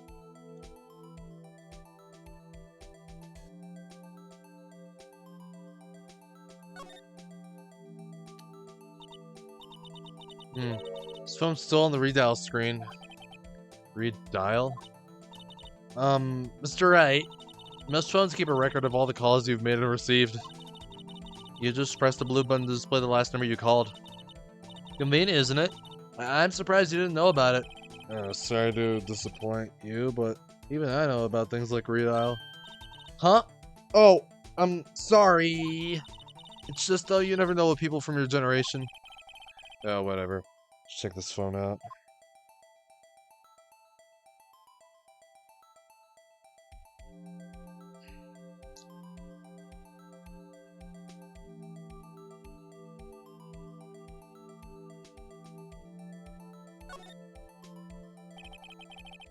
Now to see the owner of this phone called last. Now to sell, but defense attorney doesn't think first, he just pushes the button. Bro. Ba, ba, ba, ba, ba. Ba, ba, ba, ba, ba, ba. Hey, that song, I know that. Hey, what's going on over there?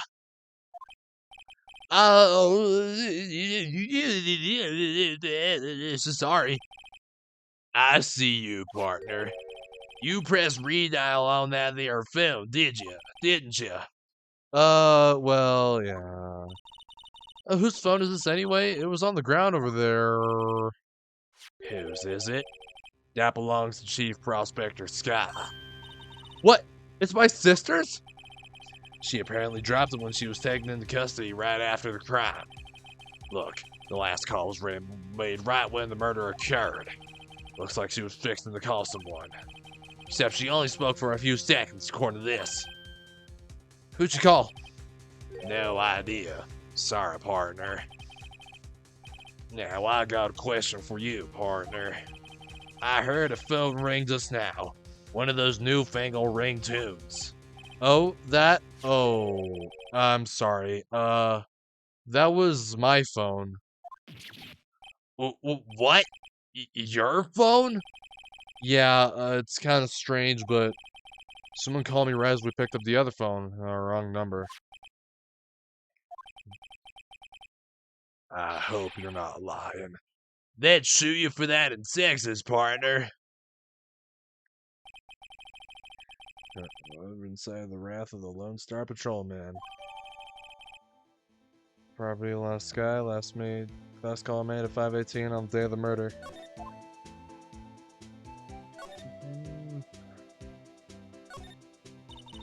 This rope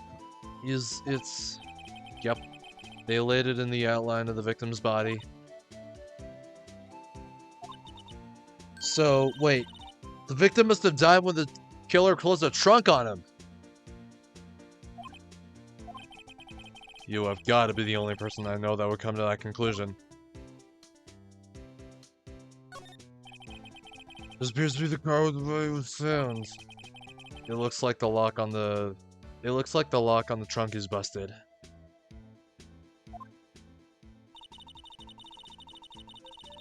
The crime scene took place in the underground parking lot of the prosecutor's office. The body was found in the trunk of my subordinate's car. Quite a luxury car. It just screams, I have money to burn. Yeah, prosecutors get the big bucks. Is that really... Hold on. B block is through here. That's where visitors park. Oh, I can see the Lunchland car over there. Far in the distance. Hey, you're right. I like the cute design on the door. I can see. A cartoon cow munching down on a juicy looking steak. Oh, the irony. Does that strike you as a little creepy? Just don't think too deeply about it, you'll be fine. Yeah, let's not. Let's not. Seriously, what if we did? Hey, oh my god, I did it again! And again. Oh my god.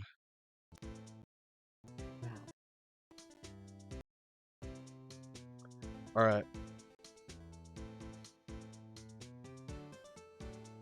A block.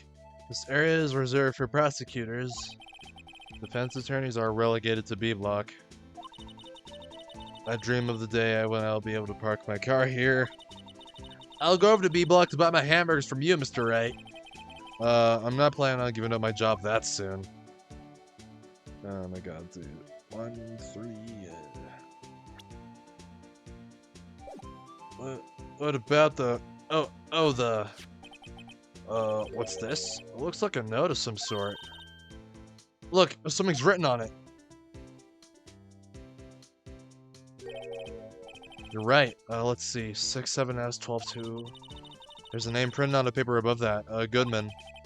Maybe it fell out of his pocket when he was killed. Well, so, what does it mean, Mr. Wright? How am I supposed to know?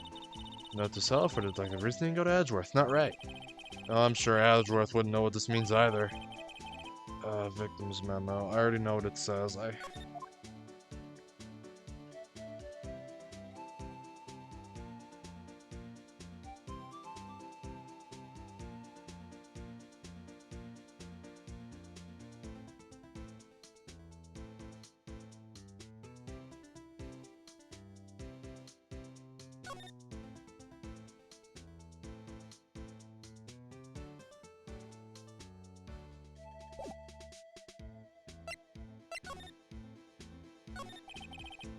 Officer Marshall, could you tell us more about the victim? Good man, I was that young. Remember that, partner. Could you be a little more specific?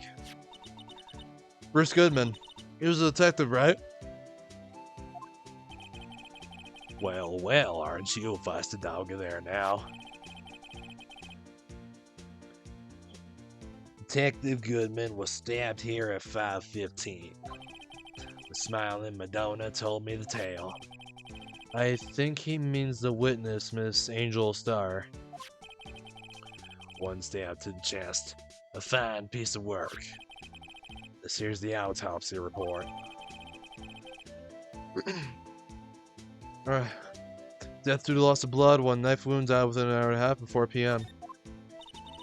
Was my sister involved with the victim in any way? Funny you should mention that, Bambina. Chief Prospector Scott and Detective Goodman had nothing in common at all. Nothing in common? They apparently worked together on a case a few years back. So, there's no motive. Goodman wasn't a particularly gifted detective. That's one reason why he didn't do much work with the Chief Prospector. But my sister called the victim here on the day of the murder, right? Here to this parking lot? So it seems. Like calling an unarmed man to a shootout at high noon.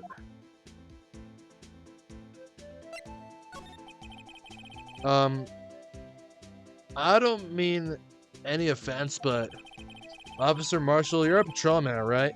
Not a detective. You call me out, they shoot you for that in Texas. Huh?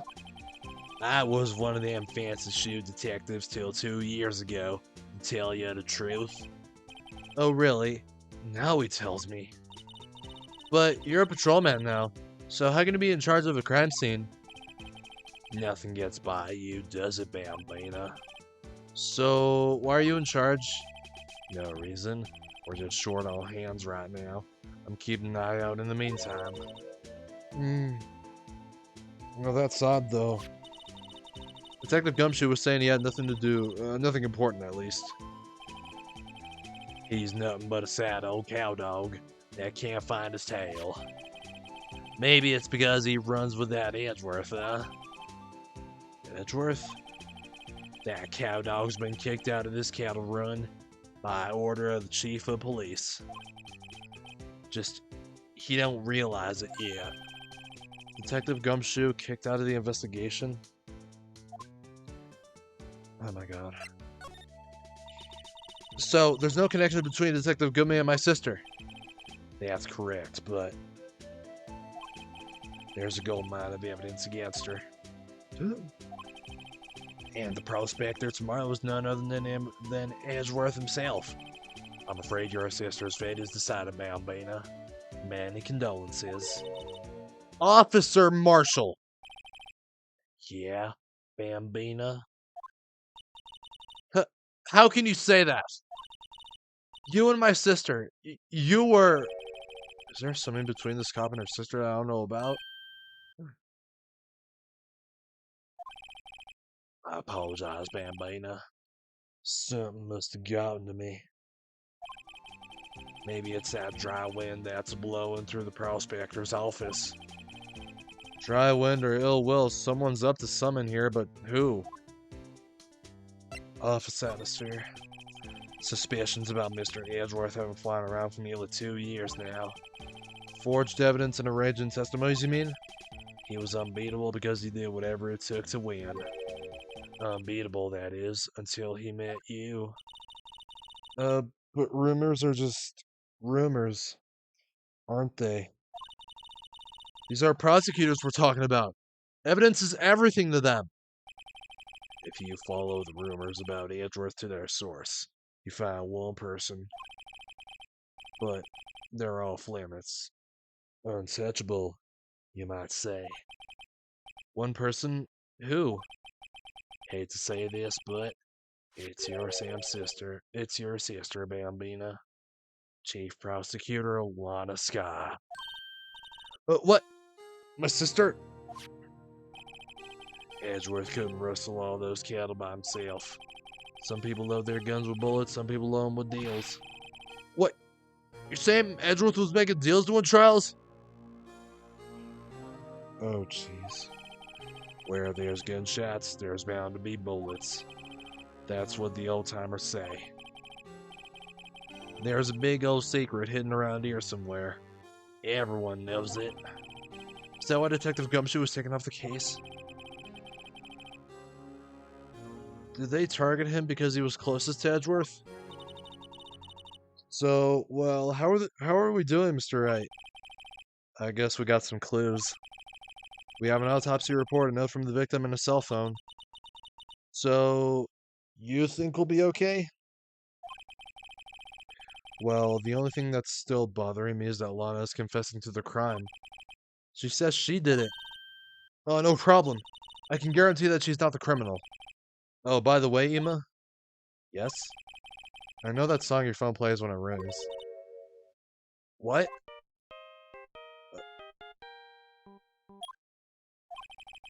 It's the Steel Samurai theme song, isn't it?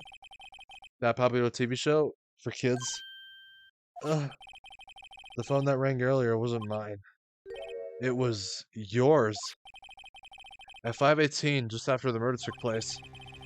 Your sister called you, didn't she? Oh, shit. Your sister called you, didn't she, Emma? I'm sorry. Can you tell me what you talked about? She hung up right away. I see. Property Alana Sky, last call made her sister Emma, 5:18 on the day of the murder. A detective is murdered, and the suspect is the top prosecutor in the district. I've got a bad feeling about this. Like, maybe I still don't know everything that went on here.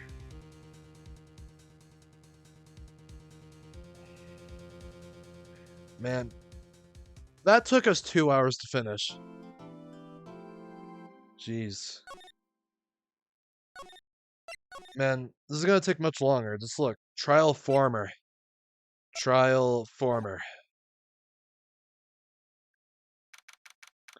February 23rd, 9:34 a.m. District Court, fan lobby number 2.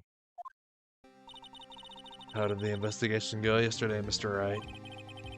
Frankly, there are still a lot of gray areas. Or rather, the whole thing is one big gray area. Don't worry about me, no matter what the outcome. I'm ready to accept my fate. I believe in you, sis. Mr. Wright, let me offer you a word of advice. Yes? A defense attorney should never believe their client. The defendant is called to trial because they are suspected of wrongdoing. Never forget that. Miss Sky, you remind me a lot of Mia. But there is one decisive difference between you and her. And that is, you're not a defense attorney.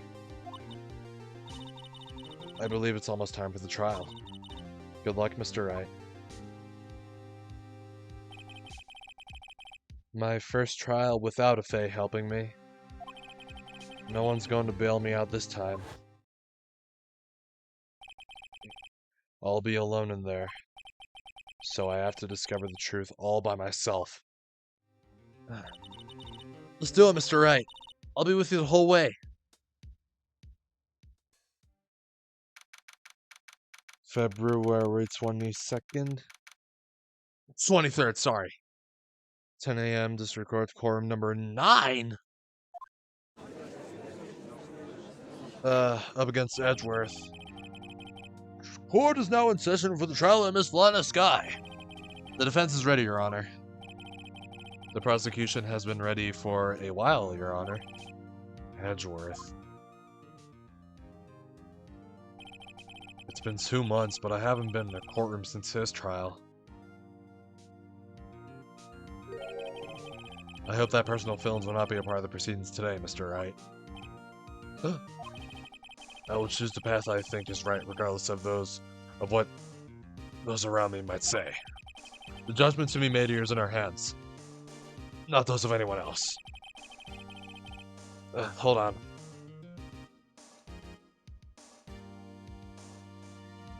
Okay. Very well, Mr. Edgeworth, your opening statement, please. Chief Prosecutor Lanaska has been committed of an unpardonable crime. Not only this, but she was rash enough to commit it in the prosecutor's office lot. Oh, wow, he's much more forceful in person. I suddenly feel like confessing to everything. However, she will now pay for her rashness with her life. There was a witness to her crime. A professional witness. Oh, well then, call your first witness, Mr. Edgeworth. The prosecution calls its first witness, Miss Angel Star, to the stand. The Gotham Queen?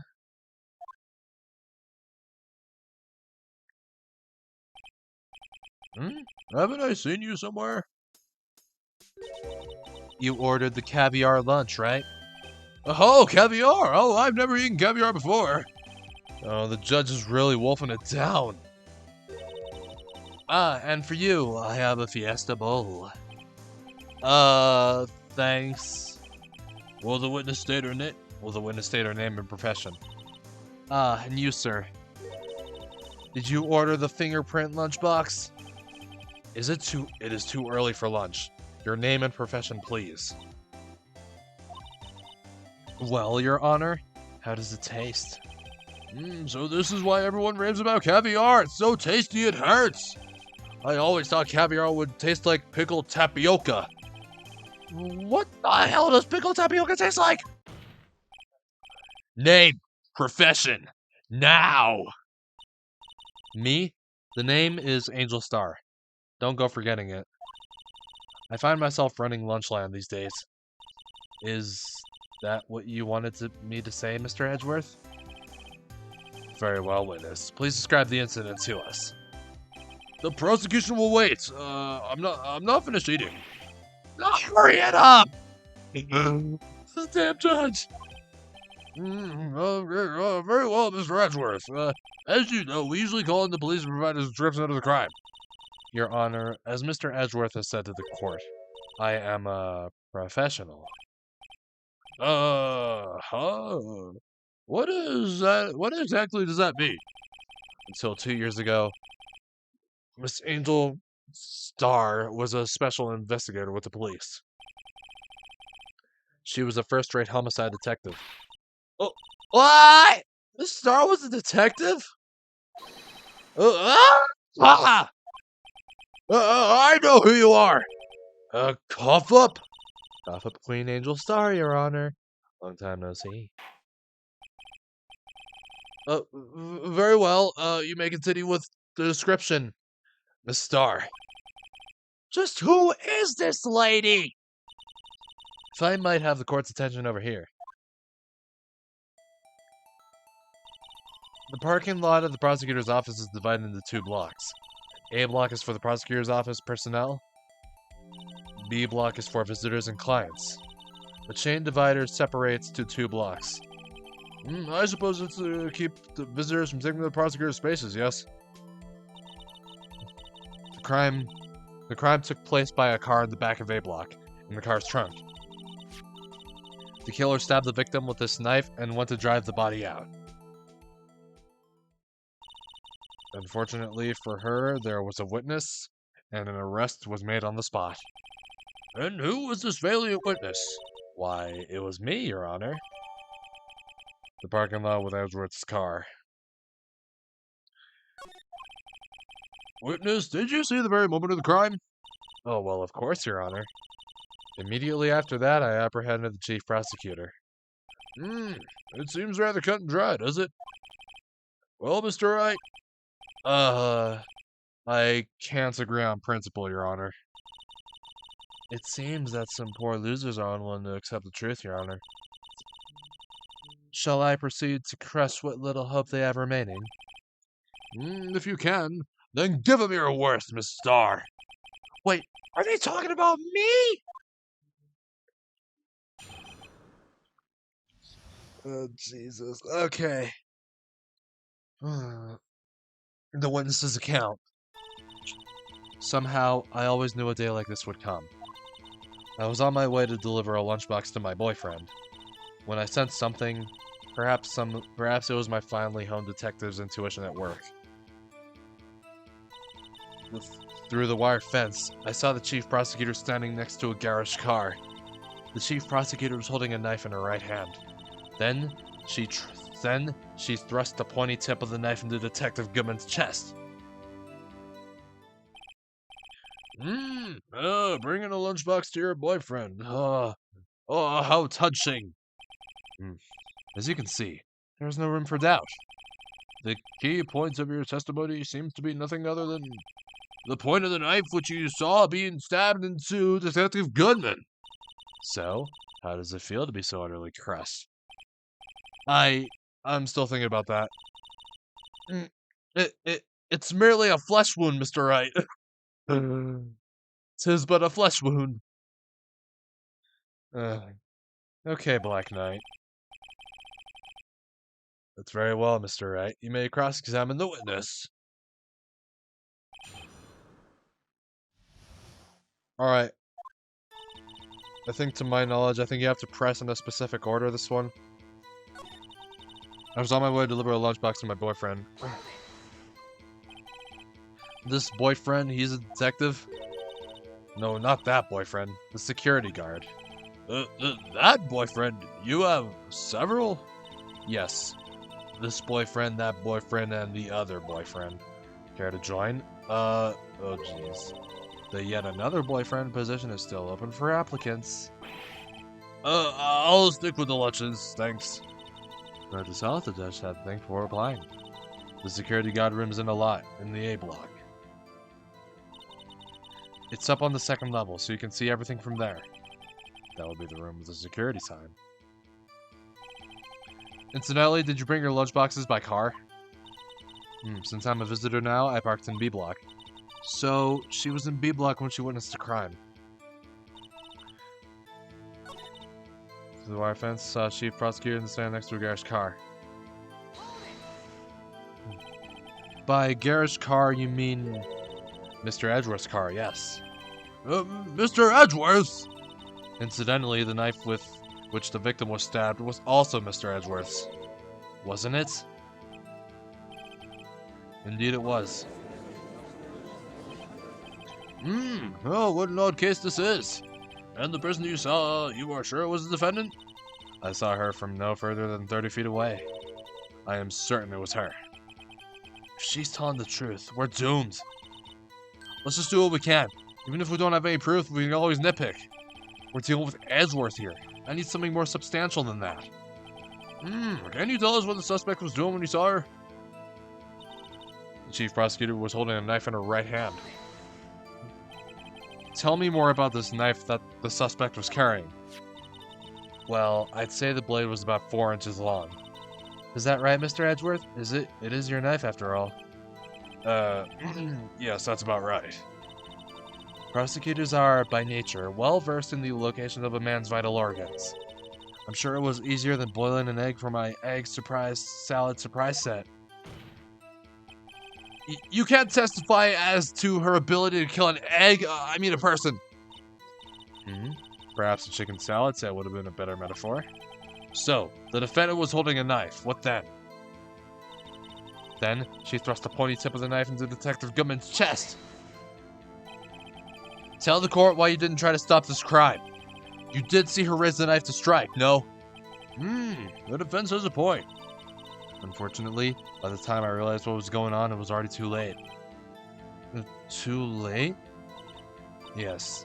The next moment, the chief prosecutor brought down the murder weapon. I see. It's only a flesh wound, Mr. Wright. We can make it. You said that before. Anything else? Scientifically speaking, Miss Starr's testimony is flawless. That sounds pretty fatal to me. What do we do? Is this it? Is my sister guilty? Let's just keep our heads cool and press the witness a bit, shall we? For some reason, having her panicking next to me makes me calmer.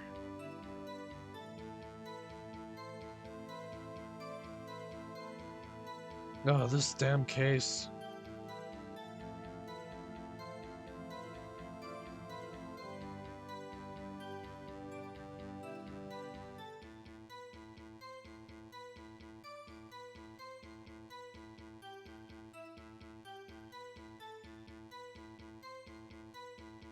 Wait. Oh god. How did you know? I respect the prosecutor's basic abhorrence of crime, yet their methods are ugly and twisted. Twisted methods will always lead to tragedy. The lunch lady's uninformed opinion is duly noted. Given that they are used to arresting inconvenient evidence at their whim. Killing off a detective that knew too much is merely an extension of that. Miss Starr, do you have something personal against prosecutors? I felt that I had found my dream job when I became an investigator, and if I hadn't been laid off by those prosecutors over there, I'd still be one. Laid off? She was fired. To me, prosecutors are nothing more than worms. That said, I am a pro, as you know. My testimony is unbiased and flawless. Very well. May continue, Miss Starr. Okay, I know what I have to do.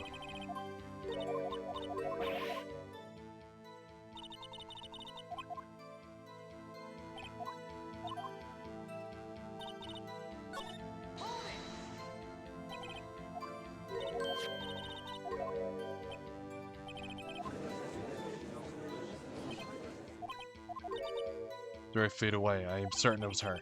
She's telling the truth, we're doomed. Still we can. If we die be approved, we always nitpick. Witness, in your testimony, you clearly stated the following. Prosecutors are nothing more than worms. Ergo, you are a biased witness! You might want to keep those silly opinions to yourself in the future, rookie. Huh? Rookie? Unless you're willing to risk the consequences of doubting me. I'll fry you like a fritter. Crispy on the outside, chewy on the inside. Oh, that was inspiring. I believe I've heard that tagline elsewhere. You could cry plagiarism. I may be relegated to the lowly post of lunch lady, but my instincts are honed. A photograph! You took this? The moment I witnessed the crime, my reflexes took over and snapped. I took a picture. In fact, one of my lunchboxes is rigged with a camera.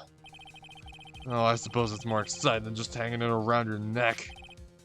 Witness, why am I only seeing this photograph just now? You think I'd show it to you, a prosecutor? Think again. My boyfriend works in the photography division of criminal affairs. Well, this is most certainly the defendant. Oh my god. Uh-oh, that is unmistakably Lana Sky. So, what was the defendant doing at the time? Chief prosecutor was holding a knife in her right hand. Let's just...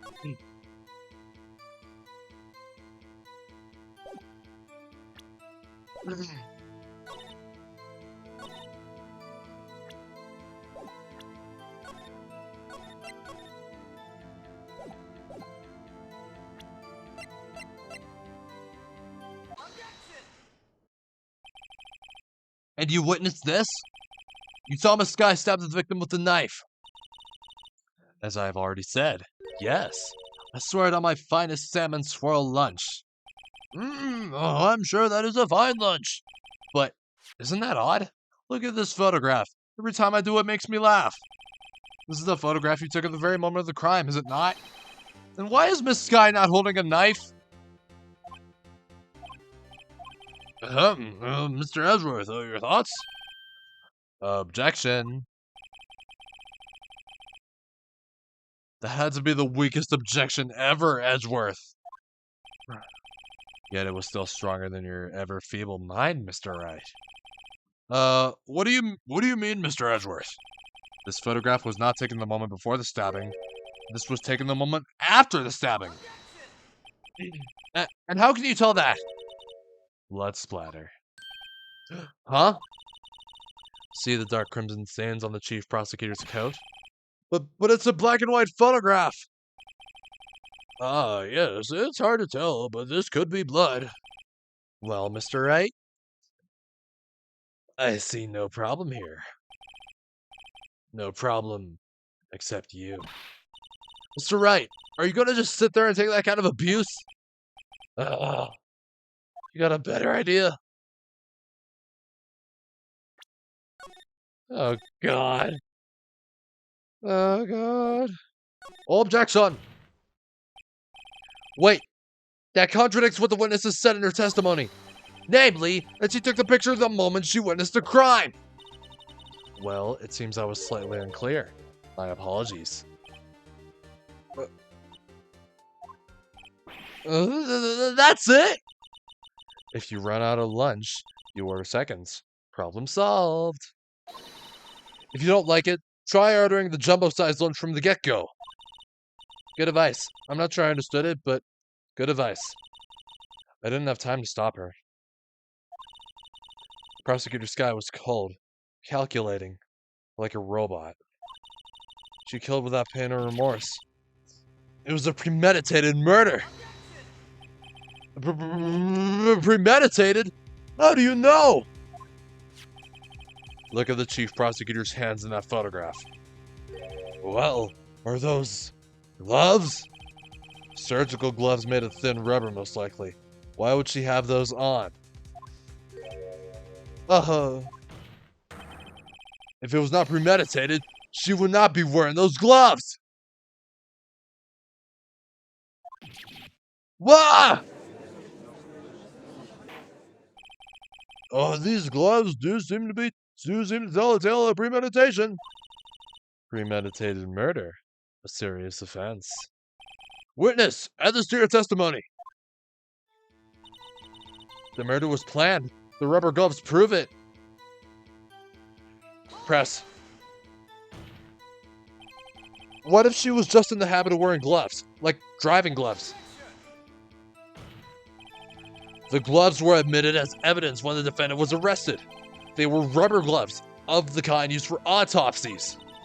In other words, when the chief prosecutor came to the crime scene, she came to do murder. It's the only possible conclusion one can make. Everything was planned. It was a premeditated crime. Ah! Impressive. I'm sorry they took off the enforcement star. Oh, this is bad. She's got them thinking it was all planned. If she can prove this claim, the trial's already over. I've got to think of a way to show that this wasn't premeditated. It's only a flesh wound. It's always a flesh wound.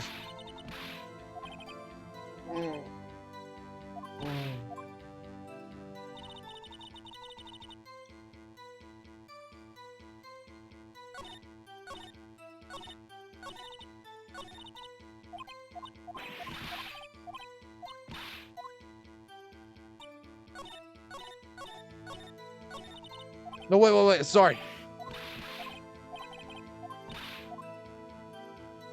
1, 2, 3, 4, 5. The rubber gloves prove it? Do we have to present the back? Okay.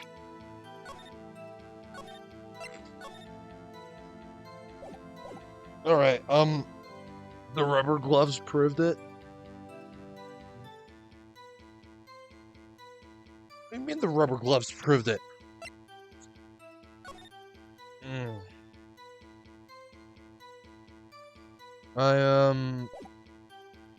Do we present the photo again?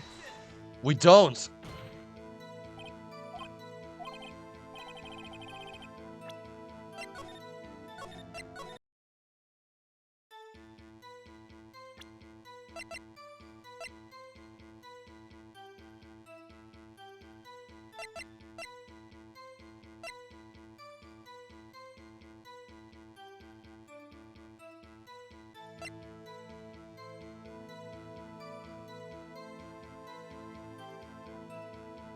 Oh, did you? Wrong!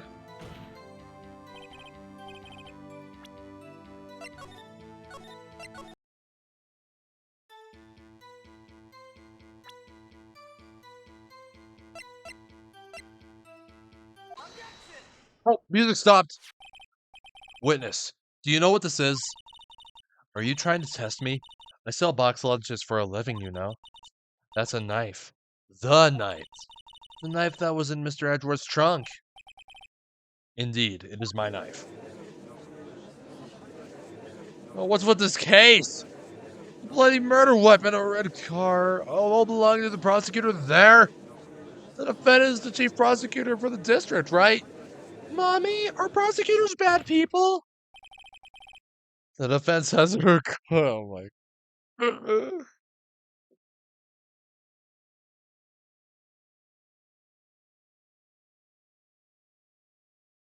The defense has. The defense has a request. We ask that the witness provide an accurate testimony. What's that, Ricky? In your testimony, you stated that Lana Sky planned this murder. And that's why she was wearing those special gloves. Seems like a natural conclusion to me. The gloves do indicate planning. However, why would she not also prepare the most important thing? The murder weapon! Oh. This knife just happened to be in the trunk of that car. Ladies and gentlemen, if you're going to plan a murder, you don't forget the weapon! Ah! She was sus, no, yes, no, Order! Order! Oh! Order! Now, great. Now the tide is turning in our favor. Now, great show, Mr. Wright. My sister's as good as free. Nope. Right. I believe the next lunch you'll be eating is humble pie. Oh, what? I hope you weren't deluding yourself into thinking that the tide has turned.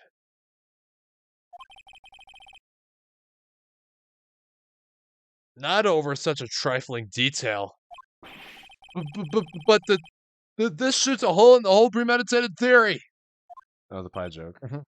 Ah! The prosecution could care less if it was premeditated or not. The only one who seems to care is that lunch lady over there. The defendant, Lana Sky, murdered a detective with a knife.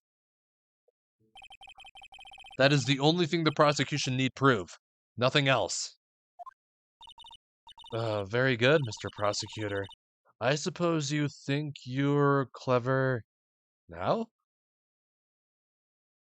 Okay, by the way, now the other part of the yesterday's stream got uploaded. So there you go. Very good, Mr. Prosecutor. I suppose you think you're clever now? But you know as well as I do that she planned on killing him. It was planned. If it wasn't, why would she have been wearing? I believe I'd like to hear your testimony again. Witness, please tell us only what you saw, not what you thought. How dare you? My powers of deduction are not to be underestimated.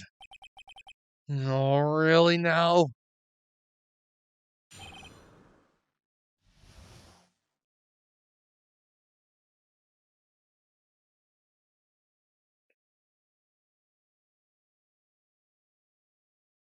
Angel's deduction. No, not mine, hers. Lana Sky intended to murder Detective Goodman. That's why she called the victim all the way to the prosecutor's office. I'm sure the chief prosecutor had a grudge against the victim. Nothing else could drive that human machine to plunge the knife in again and again. The victim was summoned from the police department to the prosecutor's office. It does sound a lot like premeditation, does it? So, if I ordered a pizza, does that mean I'm planning to kill the delivery boy? In any case, the defense may not cross-examine the witness.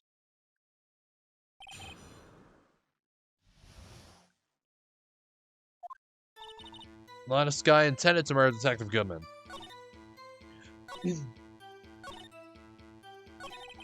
Miss Star has turned out to be... Wait! I think I found it! Add more wax. Short wick will burn longer. I think I found it. I think I found... No. Again, to plunge... plunged the knife in again and again, but the autopsy report clearly states 1 knife wound. There you go. You say she stabbed him again and again? Well, you couldn't have witnessed that. Are you testing me? Then I'll test you. With my Moss Supreme. I'm afraid the moss is growing under our fears. We wait, Miss Star. Huh? What do you mean? I shouldn't have to explain this, but take a look. The autopsy report states that death was due to a loss of blood from 1 stab wound. Aha! You're right! A good show, Mr. Edgeworth.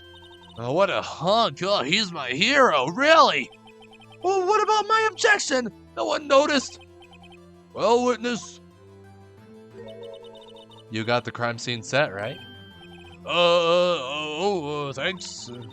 I always believed that no one could ever mistake ketchup for blood. But now I realize that such mistakes are possible.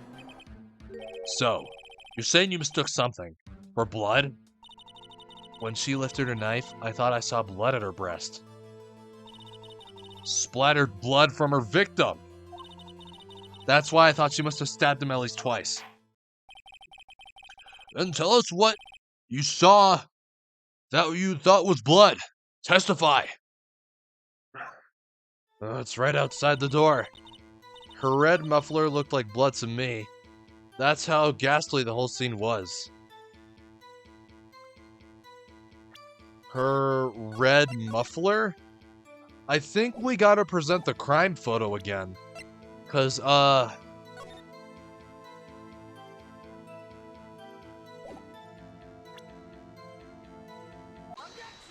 Yep. Miss Starr, I demand an explanation. The witness is clearly not suited for detective work. Hold on.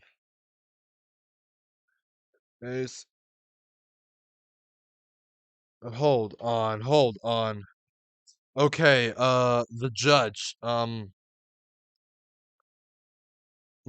the judge, Oy.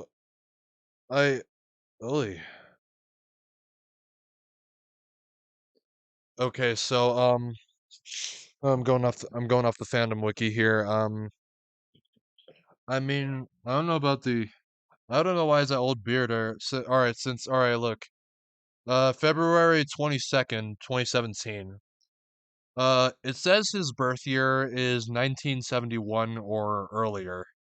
So, he could be 45, 46 or older. Looks to be in his 50s or 60s, though. I don't know. Late 50s.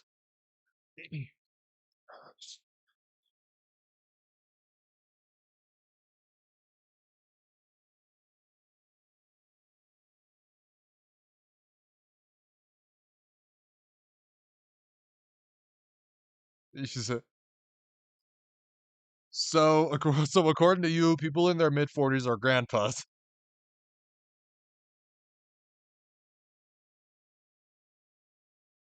Is that how you put it? The witness is clearly not suited for detective work. Just a guess? Okay. What? The suspect was not wearing a scarf or muffler of any kind when she stabbed the victim. And you've proved it yourself with this photograph. Huh? But that can't be! Only a professional lunch lady could be so utterly clueless. Congratulations. Perhaps you finally found your true calling in life. Harsh words, but good. In the end, Mr. Edgeworth prevails.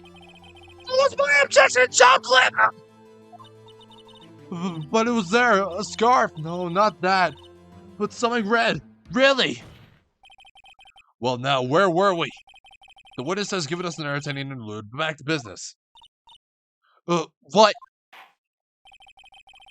Very well, witness, continue your testimony.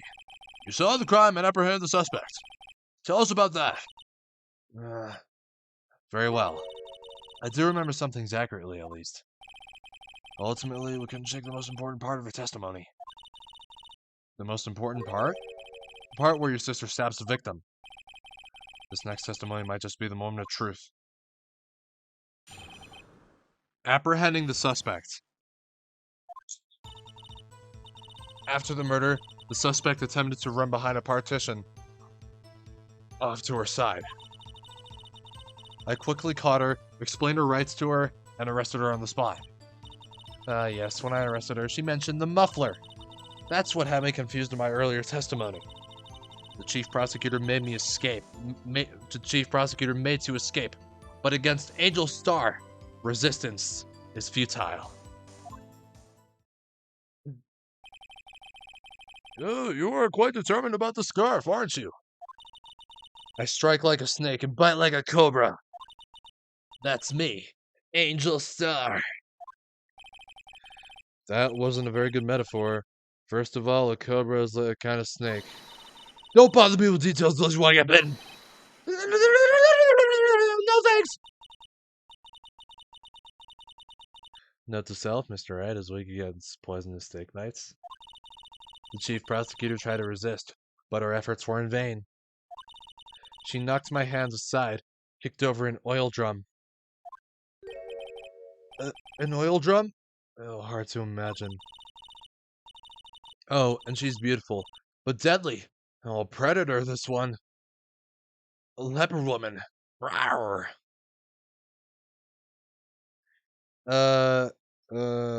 Wait, I did? I did? Oh, boy. Oh, God. Oh, great. Okay, stream's over. I'm gonna go turn myself in. I can no longer live with this guilt. Now I must confess. I have indeed killed a man.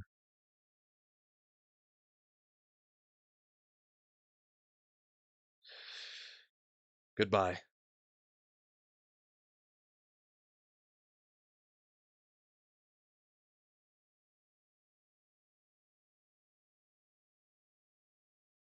No, I'm joking, Alright.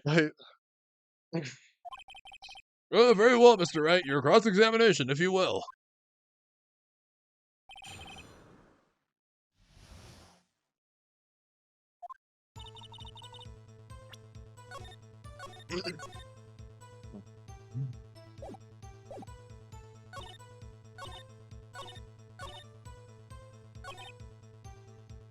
So Miss Sky tried to run? I'm sorry my sister is so suspicious, Mr. Wright. Not as sorry as I am. But she didn't do it. You have to believe me. Yeah, the partition. Quickly caught her.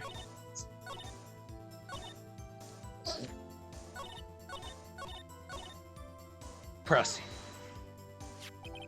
So, where is this partition on the floor plans? I'm sure she means this wall next to the car. That's right. There was a wall there, about 6 feet high. She was obviously trying to hide herself. Quite a natural thing for a criminal to do. And what did you do then? I quickly caught her, explained her rights to her, and arrested her on the spot.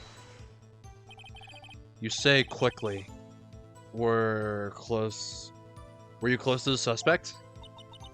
As I just said. I was only 30 feet away from her the whole time.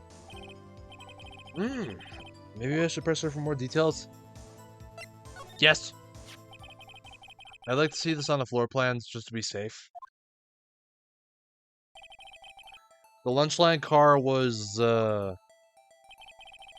she was a visitor, thus she was parked in B block. So you witnessed the murder from here? That'll make it about 30 feet from the car. Oh, make it about 30 feet from the car, yes. Is that correct, Miss Star? Yes, that's right. Well, there was a chain link fence in front of you. Chain link fence in front of you. I went over it, of course. Oh, amazing! The conflict queen, Legend the athlete, indeed. Oh, Jesus. Dude, No, please. If there's actually a body in her room, oh god. Hold on.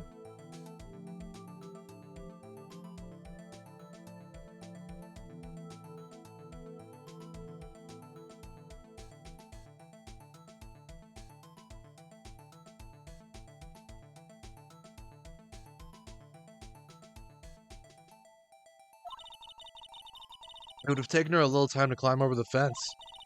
So she couldn't have gone to my sister that fast.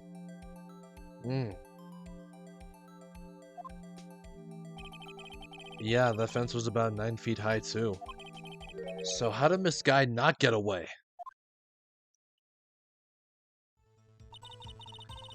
When I arrested her, she mentioned the muffler. She mentioned the muffler? What exactly did she say? If I remembered exactly, I would have told you in my testimony. Oh, cheeky! Anyway, all I heard her say was the word muffler. Just that one word. So, what you heard wasn't the suspect talking to you, but there's someone else? Yes, the chief prosecutor was talking on her phone. Her phone? Oh, she can't mean. Ask further. By phone, do you mean this cell phone discovered at the crime scene? Yes, ultimately. Ultimately? My memory. It's like a salmon, heading upstream, you see. No, the court doesn't see Miss Starr. The chief prosecutor first attempted to use the phone hanging on the wall. On the wall? That's right. Near the car. There was an emergency phone on the wall. Apparently it was out of order. And so she used her cell phone. Indeed, the emergency phone was out of order that day. Good witnessing, witness. Good witnessing? Whatever happened to good testifying? You should, of course, add this to your testimony. The things I do to please this rookie defense attorney. Last cell phone updated. The word muffler was overheard during a call made to Emma at 5:18. Saw it all. How she tried the phone on the wall but had to use her cell instead.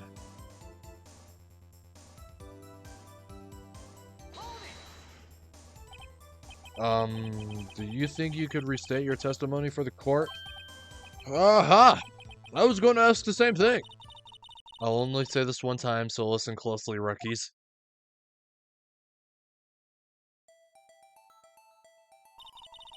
The chief prosecutor stabbed the victim and ran behind the partition. Then she picked up the emergency phone on the wall, but it was out of order. So she pulled her own cell phone. Wait! Wait! Wait! During that time, you climbed over the chain link fence. Then when I boldly grabbed her arm, the chief prosecutor hung up her phone. And you saw her doing this? What is it, Mr. Wright? Yep, you didn't see it. I present to you the floor plans. Miss Starr, I have to conclude that you have a personal grudge against Miss Lana Sky. The witness is a former detective. Her testimony is unmarred by personal bias. Well, who would have thought you would be my knight in shining armor, prosecutor? You know, together with the chief prosecutor. You who, together with the chief prosecutor, kicked me out 2 years ago. Well, Miss Starr, this is a fatal contradiction with your testimony. How do you explain this? I don't know what you're talking about. Mess with me, and I'll make you cough it all up. Let's look at the floor plans. You said you witnessed a crime from this point. However, if that's true, you couldn't possibly have seen Miss Sky making that phone call. Ugh. I believe you see what I'm getting at. That emergency phone was on the back side of this partition. If indeed you were in B block, you couldn't have seen it. Well, Order! Order! I didn't even bang my gavel that time! What is the meaning of this? It's simple, Your Honor. She's not coughing up lunch. She's coughing up lies! Ugh. That's quite a claim, Mr. Wright. Perhaps you will allow me a question? Tell us exactly what lie this witness has told the court. Here's where the counterattack begins. I can't afford to get this wrong. The witness lied about... where she saw it? I'm pretty sure... If it's... she saw it all, she lied. I think she lied about where she saw it. Miss Sky tried to use the emergency phone, but it was out of order. What is significant about this fact? Nothing. Therefore, it would be pointless for Miss Star to lie about it. Pointless to lie. Oh, I see. Let's say the witness did actually see Miss Sky using the emergency phone. It would mean Miss Star witnessed the crime from a different location. A different location? Now that's a pointless lie if I ever heard one. Before you call my lie pointless, at least let me tell it. Let me ask a question to our clever wordsmith, Mr. Wright. Just where was the witness when she saw the crime? All the testimony we've heard until now points in one direction.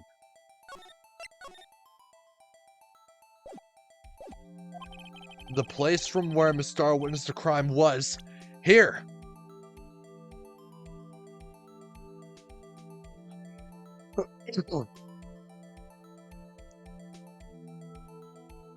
Here?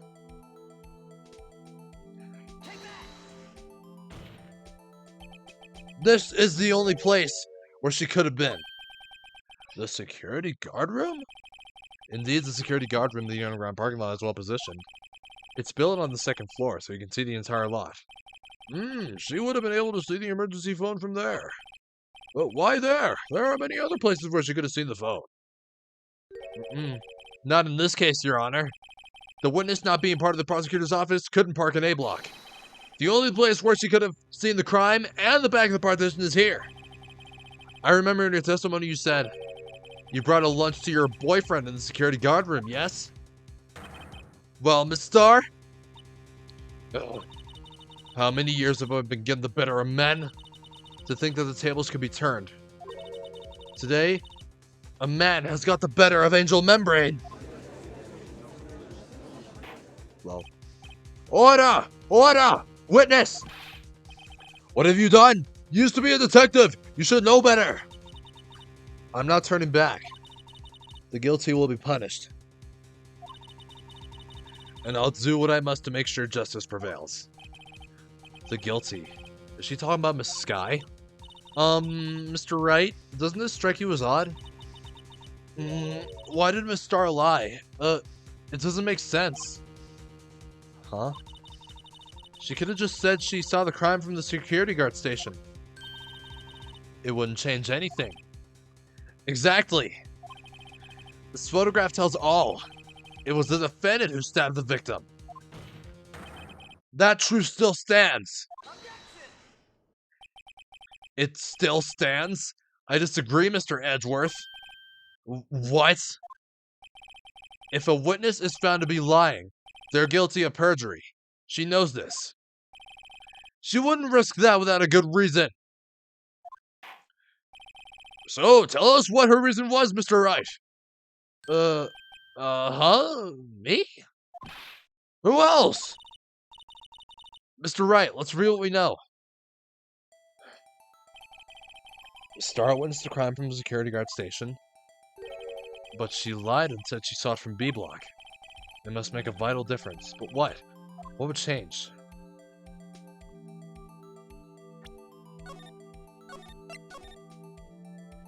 Well, it would change the angle of the angle of view to the crime, I think. Why, the angle at which she saw the crime occur would change. The angle... Oh, what do you mean? Well... The security guard station is on the second floor, and, she would have stored a more 3D view of the crime And this is important. Why? I picked the wrong thing. Well, perhaps you'd like to reconsider, Mr. Wright. Mr. Wright, let's review what we know. Wait! The distance to the crime. It changes the distance between her and the scene of the crime. My condolences, Mr. Wright. But one look at the floor plans and it's quite clear.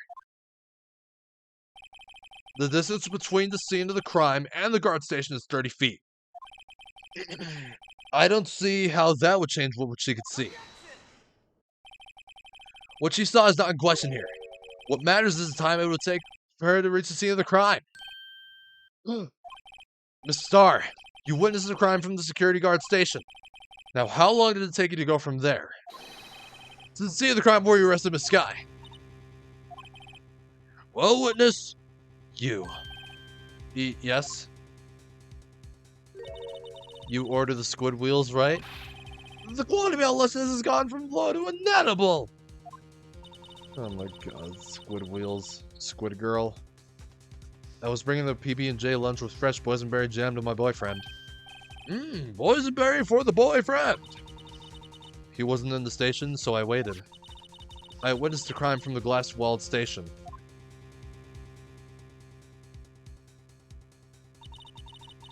And before I knew what I was doing, I found myself running toward the scene.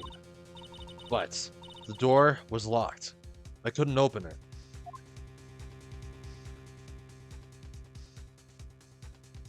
Oh, she had to run all the way over there. That's why I had to go through the visitors' parking in B block. That's quite a detour. It probably took me at least 5 minutes to get to the scene of the crime. 5 minutes? This changes things considerably. But it was that woman over there in the defendant's chair who stabbed him. I know it. I have photographic evidence. I swear it. I swear it on my finest plastic spork. You have a point, and the spork is a wonderful invention. To be fair, it is. Would you like another caviar lunch? Oh, absolutely! Uh-oh. Mr. Wright, you have to do something. Do I have any evidence to stop this? I think I should raise an objection. We should. Yes. 5 minutes between the witness of 5 minutes between the witnessing of the murder and the arrest. Think about it. You could make pasta in that amount of time. If you like it al dente. I've got lunchboxes that tie pasta into knots, Ricky. A 5-minute blank. Isn't that strange? Strange? If you were a criminal, what would you do with 5 minutes, Your Honor? I guess I'd flee the scene. Hey! Don't get the wrong idea. I didn't kill anyone. Oh my god. Maybe he did, maybe he didn't, I don't know. But you have the instincts of a killer. You would run. But this time was different. Miss Sky dawdled at the scene of the crime. She even had her picture taken. No true criminal would act this way. It's inconceivable. Yeah! Well then, it seems we've come to the end of this testimony. The witness has a grudge against the defendant and a blank in her testimony. Mr. Edgeworth, is the next witness ready to go? Unfortunately, I appear to have overestimated this witness on account of her professional testimony. No, not testimony, history, sorry.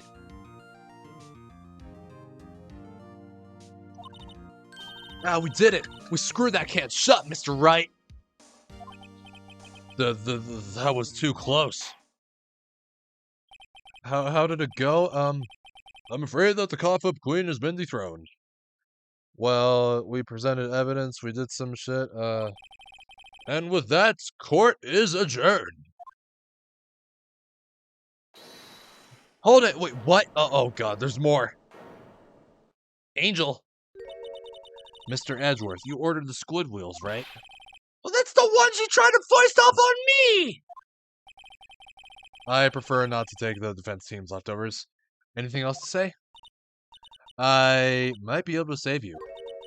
I have decisive evidence. What was that? Is this another one of her trick lunchboxes? My apologies, but we have no further questions to ask of you, Miss Star. Is this your jumbo lunchbox? Oh, woo! A triple decker! Out of deference to the witness's determination, I'll allow one more testimony. Let's hear about this decisive evidence. Like the Lunchland motto says, you won't be disappointed. Oh, what's he going to pull out of her lunchbox this time? Decisive evidence. I should have mentioned those 5 minutes when I wasn't looking at the crime scene. And now, to the matter of the victim's shoe. Did I not bring this up? 2 types of blood were found on the shoe. One was, of course, the victim's. And the other blood type matched that of the defendant, Miss Lana Sky. This shoe proves it. It's flawless, decisive evidence. Oh, Jesus. What? There was blood found on that shoe. Try Lunchland for all your lunch and decisive evidence needs. Witness, what's the meaning of this? Why is this the first time I've heard of this evidence? Simple, as I've already said. I don't trust you with evidence, Mr. Edgeworth. That's why I took the liberty of investigating this myself. And you had blood tests performed? Didn't I mention? I have 3 boyfriends in forensics. In any case, Your Honor, I can't accept this as evidence. What? You must know the 2 rules of evidence law. Rule number 1, no evidence shall be shown without the approval of the police department. In other words, this shoe is illegal evidence, at least for the time being. Is that right, Mr. Wright? It seems so. Edgeworth sure is celebrating. Not so fast, Mr. Edgeworth. Don't forget, I used to be a detective. As I mentioned previously, this shoe has already been tested by a member of the forensics department. As you can see, it was approved by the police department as of today. Even the general public can produce official evidence, Mr. Edgeworth. Is that right, Mr. Wright? It seems so. Edgeworth is looking pretty sullen. You could at least study some evidence law, really? The prosecution's complaints notwithstanding, it appears that this evidence satisfies the first rule of evidence law. However, it seems you have yet another count against you, witness. Anything to ensure that the guilty are properly judged. White enamel shoe bears traces of blood from Goodman and Lana Sky. Very well, Mr. Wright, you may cross-examine the witness. Alright, decisive evidence.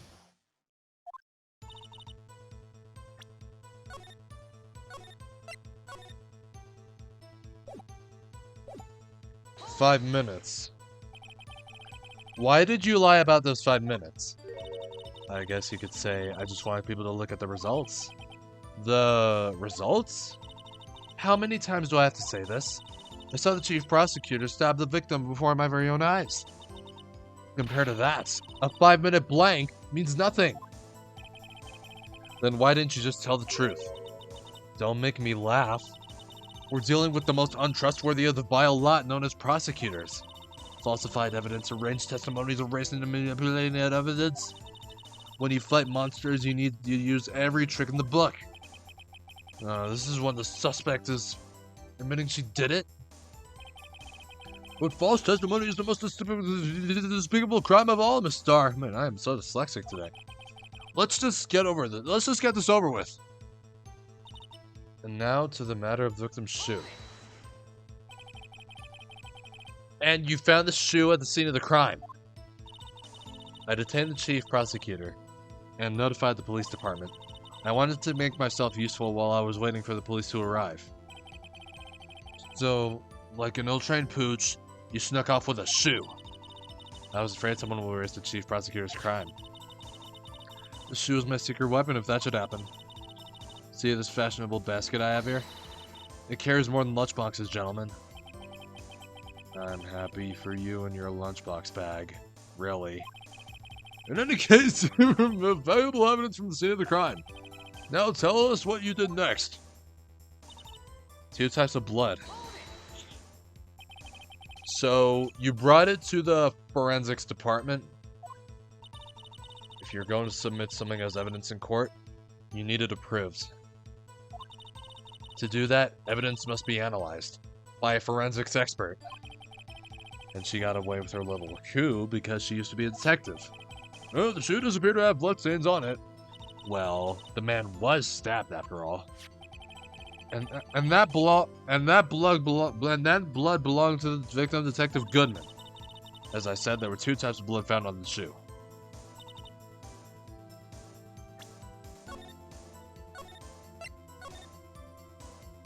Lana Sky. You can't say for sure the blood belonged to the defendant with a blood test. You came to know something about blood tests, rookie? Huh. Well, speak up.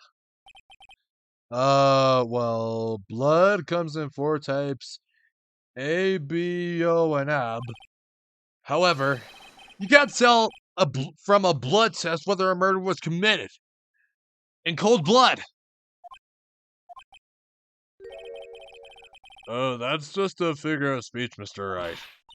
Actually, we can differentiate between millions of types with all the blood tests out there. Which means that we can more or less narrow any sample of blood down to just one person. Or so I hear. Oh, that's pretty specific. If I had a little more time, I would have gotten DNA test results. But they said there's very little data could be made on Miss Lana Skies. So the suspect's blood was found in the victim's shoe. That ties her directly to the death of Detective Goodman. I was afraid he was going to say that. The shoe proves it. It's flawless, decisive evidence. I can't let this evidence go through without a fight. You ordered the peppered fish guts, right? Some like it hot, Mr. Wright. Some like your client. She's in enough hot water to make a whole vat of soup. Mr. Wright, do you or don't you have a problem with the shoe? A problem? This is critical. Is there a problem with the victim's shoe? I'd say there is a problem. If I'm not imagining things, I'd say there's one critical problem with this evidence. A clear contradiction. That gleam in your eyes. You're still young, rookie. Yeah, he's 24. I'd give you a peppered fish gut now. But you couldn't take the heat, could you? Oh, let's hear what Mr. Wright has to say. What is this contradictory about the victim's shoe? Shows the problem with this evidence. Number 1, number 2. Oh! Wait, is it the bottom? It never showed the bottom.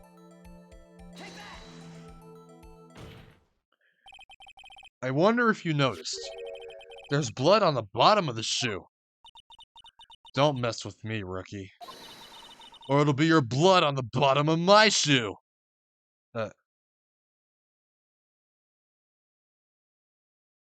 Wait, are you talking about shrinking him down to 1 inch and then crushing him to bloody bits? Because it sounds like that. Indeed, there is quite a bit of blood on the bottom of the shoe. It makes sense. The victim was stabbed with a knife. What could possibly be contradictory about the blood on the bottom of his shoe?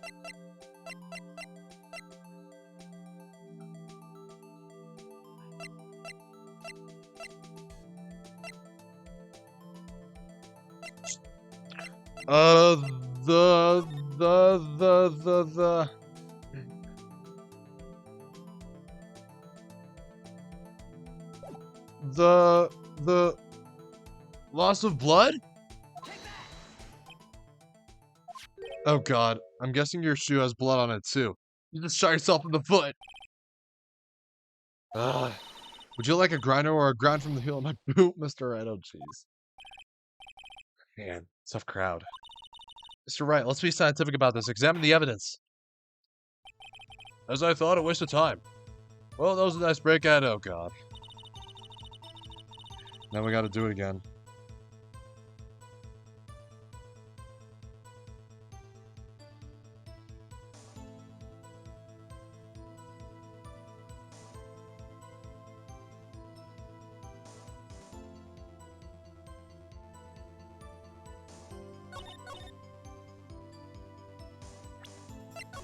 I am not going through all that again. There's a problem.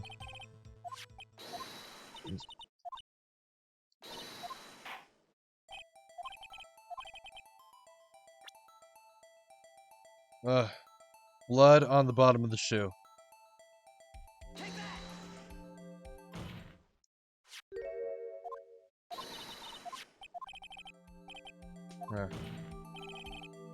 What could possibly be contradictory about the blood on the bottom of the shoe? Right here. The problem lies in the footprints. The footprints? Note that the bottom of the victim's shoe is covered in blood. Then, isn't it strange? Why weren't any bloody footprints found by the scene of the crime? Aha! As you can see, there were no traces of any such footprints at the scene of the crime.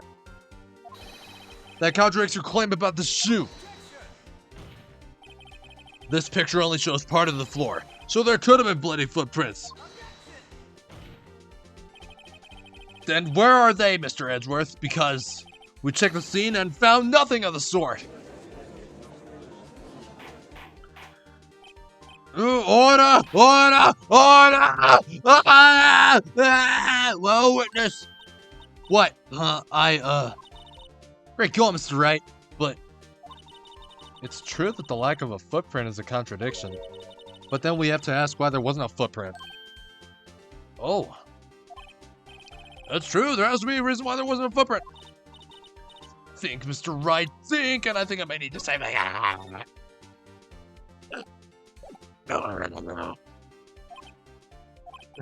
Hey, I don't know why it's not there. I'm just good at finding contradictions. What? Hold it. Oh, Edgeworth. I see. Now I get it. Get what? Our witness is more devious than I gave her credit for. We were hoodwinked to the very end. We've been speckledorfed.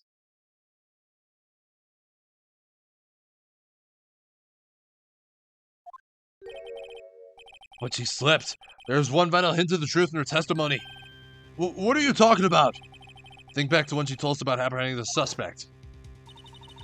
Chief prosecutor tried to resist, but her efforts were in vain. On my hands aside, kicked over an old drum. Oh, she's beautiful, but deadly. A predator, this one. A leopard woman. Rawr! I thought that was a strange thing for the normally cool-headed chief to do. No kidding. Now, witness, allow me to ask a very simple question. This oil drum, was it empty? Oh, that, huh? I'm not sure I like your attitude, Mr. Edgeworth. No, apparently, you're not the slowest conveyor belt in the lunchbox factory. Witness! Well, was the oil drum empty? The oil drum kicked over by the chief prosecutor was brimming with water. Water?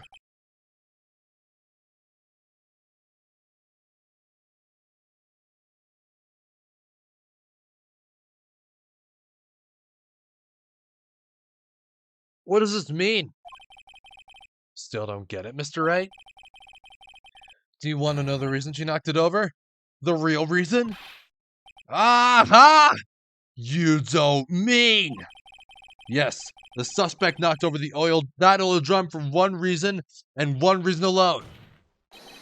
To erase the bloodstains that will become evidence against her.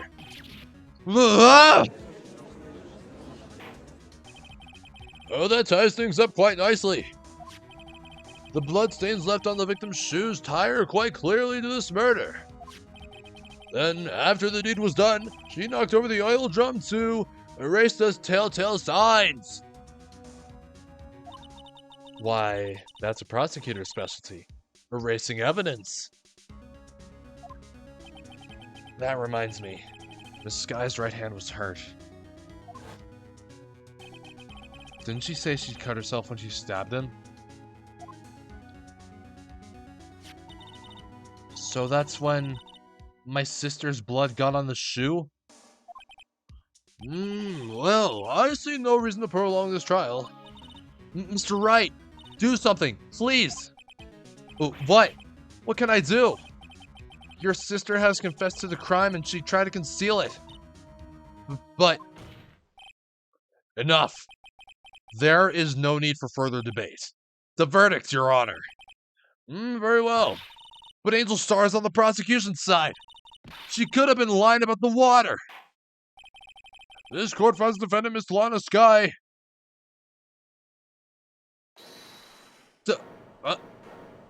Hold it.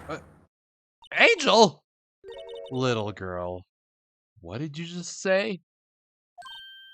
Huh? Me? Did you say that I, Angel Star, was on the prosecution's side? Well, yeah, you are! You're saying my sister had evidence by erasing the bloody footprints! Well...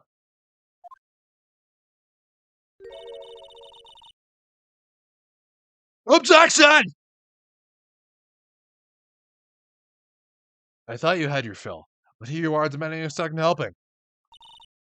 Another lunchbox. A lunchbox called evidence. Wait, witness, don't tell me you have something else. The time for deliberations is past. Any further comments and you will be held into contempt of court. Your threats don't scare the cough-up queen. Look at this. A photograph? I had it just in case anyone had the gall to suggest that the white shoe didn't belong to the victim. I see no room for error in this evidence. Mr. Wright, wait, look at the asphalt in this photo. Hey, it's clearly wet!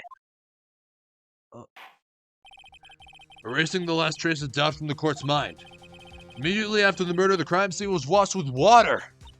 I'm sorry, Mr. Wright. I guess, I couldn't help after all. It's not your fault. I knew I couldn't win this case from the beginning. And it seems this is what your sister wanted anyway. Oh, jeez. We're not gonna lose like this. No, please don't. Please don't. We're not gonna lose like this.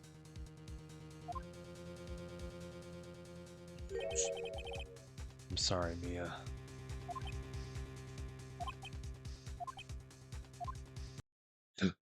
Right.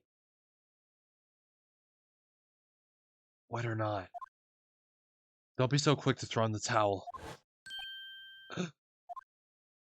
Get yourself up off the asphalt. Take another good look. Don't give up. Not until the bitter end. This is the last piece of evidence. Very well. This time I'd like to declare a verdict for good. Ah, boy. This is never gonna end. Your Honor, wait! What is it with you people? Can't I handle my verdicts in peace anymore? Oh, whatever it is, can it wait? No, it can't! It'll be too late! Look at this photograph! Every time I do it makes me laugh. The last one submitted. This trial isn't over until we give each piece of evidence proper consideration. So, right. Are you saying there's a problem with this latest piece of evidence? Yeah, I'll think later. Yeah, there's a problem. Right or wrong, I've got to go ahead with this. I suppose since we come this far, we should give every claim a fair shake. Wait, are we still on trial former? Oh, we're still on trial former. Oh, geez, this is long. Every claim a fair shake. Very well, Mr. Wright. Show the court the problem in this photograph. Oh, jeez. Wait. Wait. Is it the knife still lodged at... I think it's the knife still lodged. I think it's the knife. Either it's the knife or the shoe. I don't know. Oh, that's only one way to find out. Oh, you're leaving? Okay. Well, thank you for being here. See ya. Well, it's probably here, don't you think? As your elder, Mr. Wright, let me give you a piece of advice. When you point at something, at least remember to keep your eyes open. I believe he's trying to say that no one's falling for your bluffs, Mr. Wright. Open your eyes, Mr. Wright. Think scientifically. Since you've come this far... Alright. I get it. What? Oh, no! Oh, wait! I see it! I see it! I see it!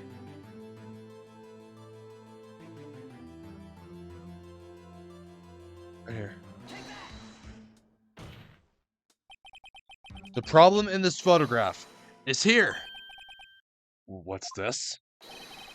There's something poking out of the car's muffler! Wait just a moment, Mr. Edgeworth! Your Honor, you just said muffler. However, I see no trace of a muffler or a scarf of any kind in this photograph. A muffler is also a part of a car or motorcycle, Your Honor.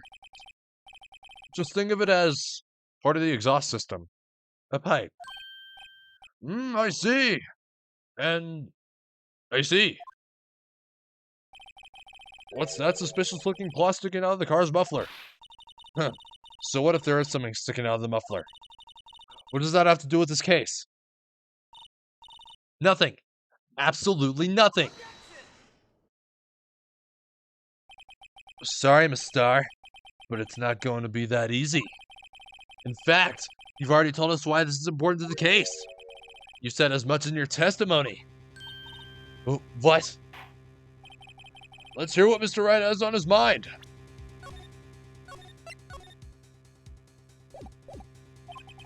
Tell us why you think this muffler, this piece of cloth in the muffler is related to this case.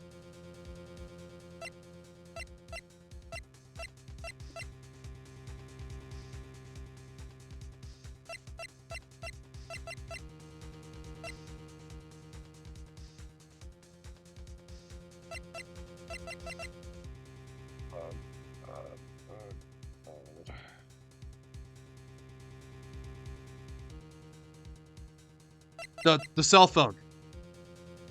The word muffler was overheard. Miss Starr, recall your testimony for the court. Ah, yes. When I arrested her, she mentioned the muffler. That's why I'm confused. In my earlier testimony. Muffler! Ah! Ah! Could it be that the muffler you heard mentioned was actually this exhaust pipe? If so, that means this piece of cloth is vital evidence. Oh. Ah! Ah!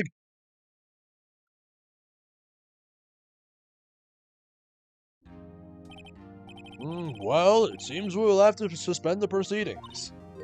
Suspend?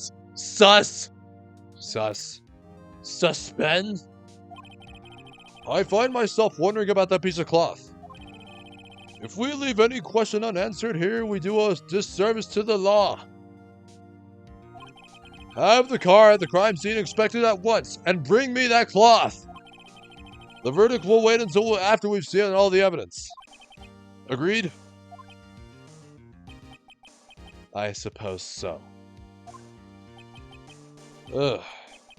That was close. But we made it.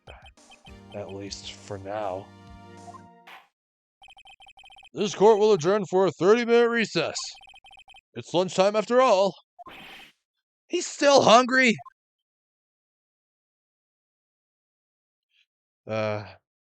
Man. These trials These cases are becoming longer and longer. This is the longest case in the game. Maybe one of the longest in the whole franchise. Or maybe it is the longest.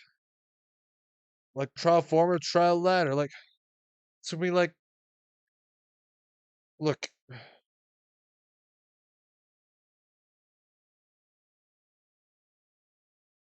It took me 3 hours just to get through 2 chapters of this. Like, Jesus. You know? Well, well, I guess it's safe to say that'll be it for now, because, like, I don't have much time left. Now we find out who we raid. Let's see. Um,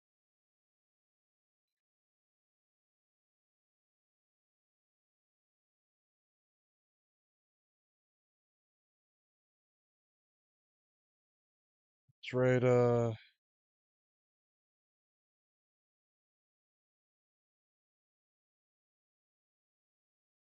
we are going to raid Twisted Umbra.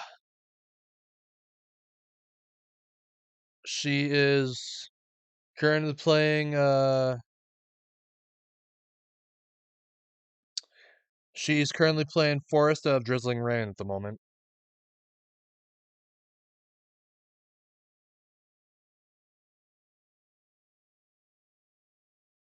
As of this time around, I will be back with more of this game, tomorrow.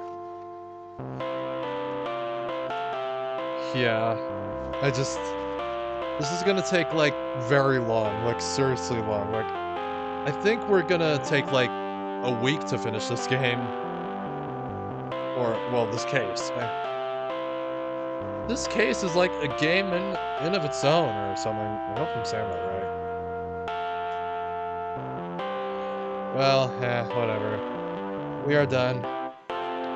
Well, thanks for hanging out, and a big cheers to you for watching. Well, good night. There will be many more Callous Nights.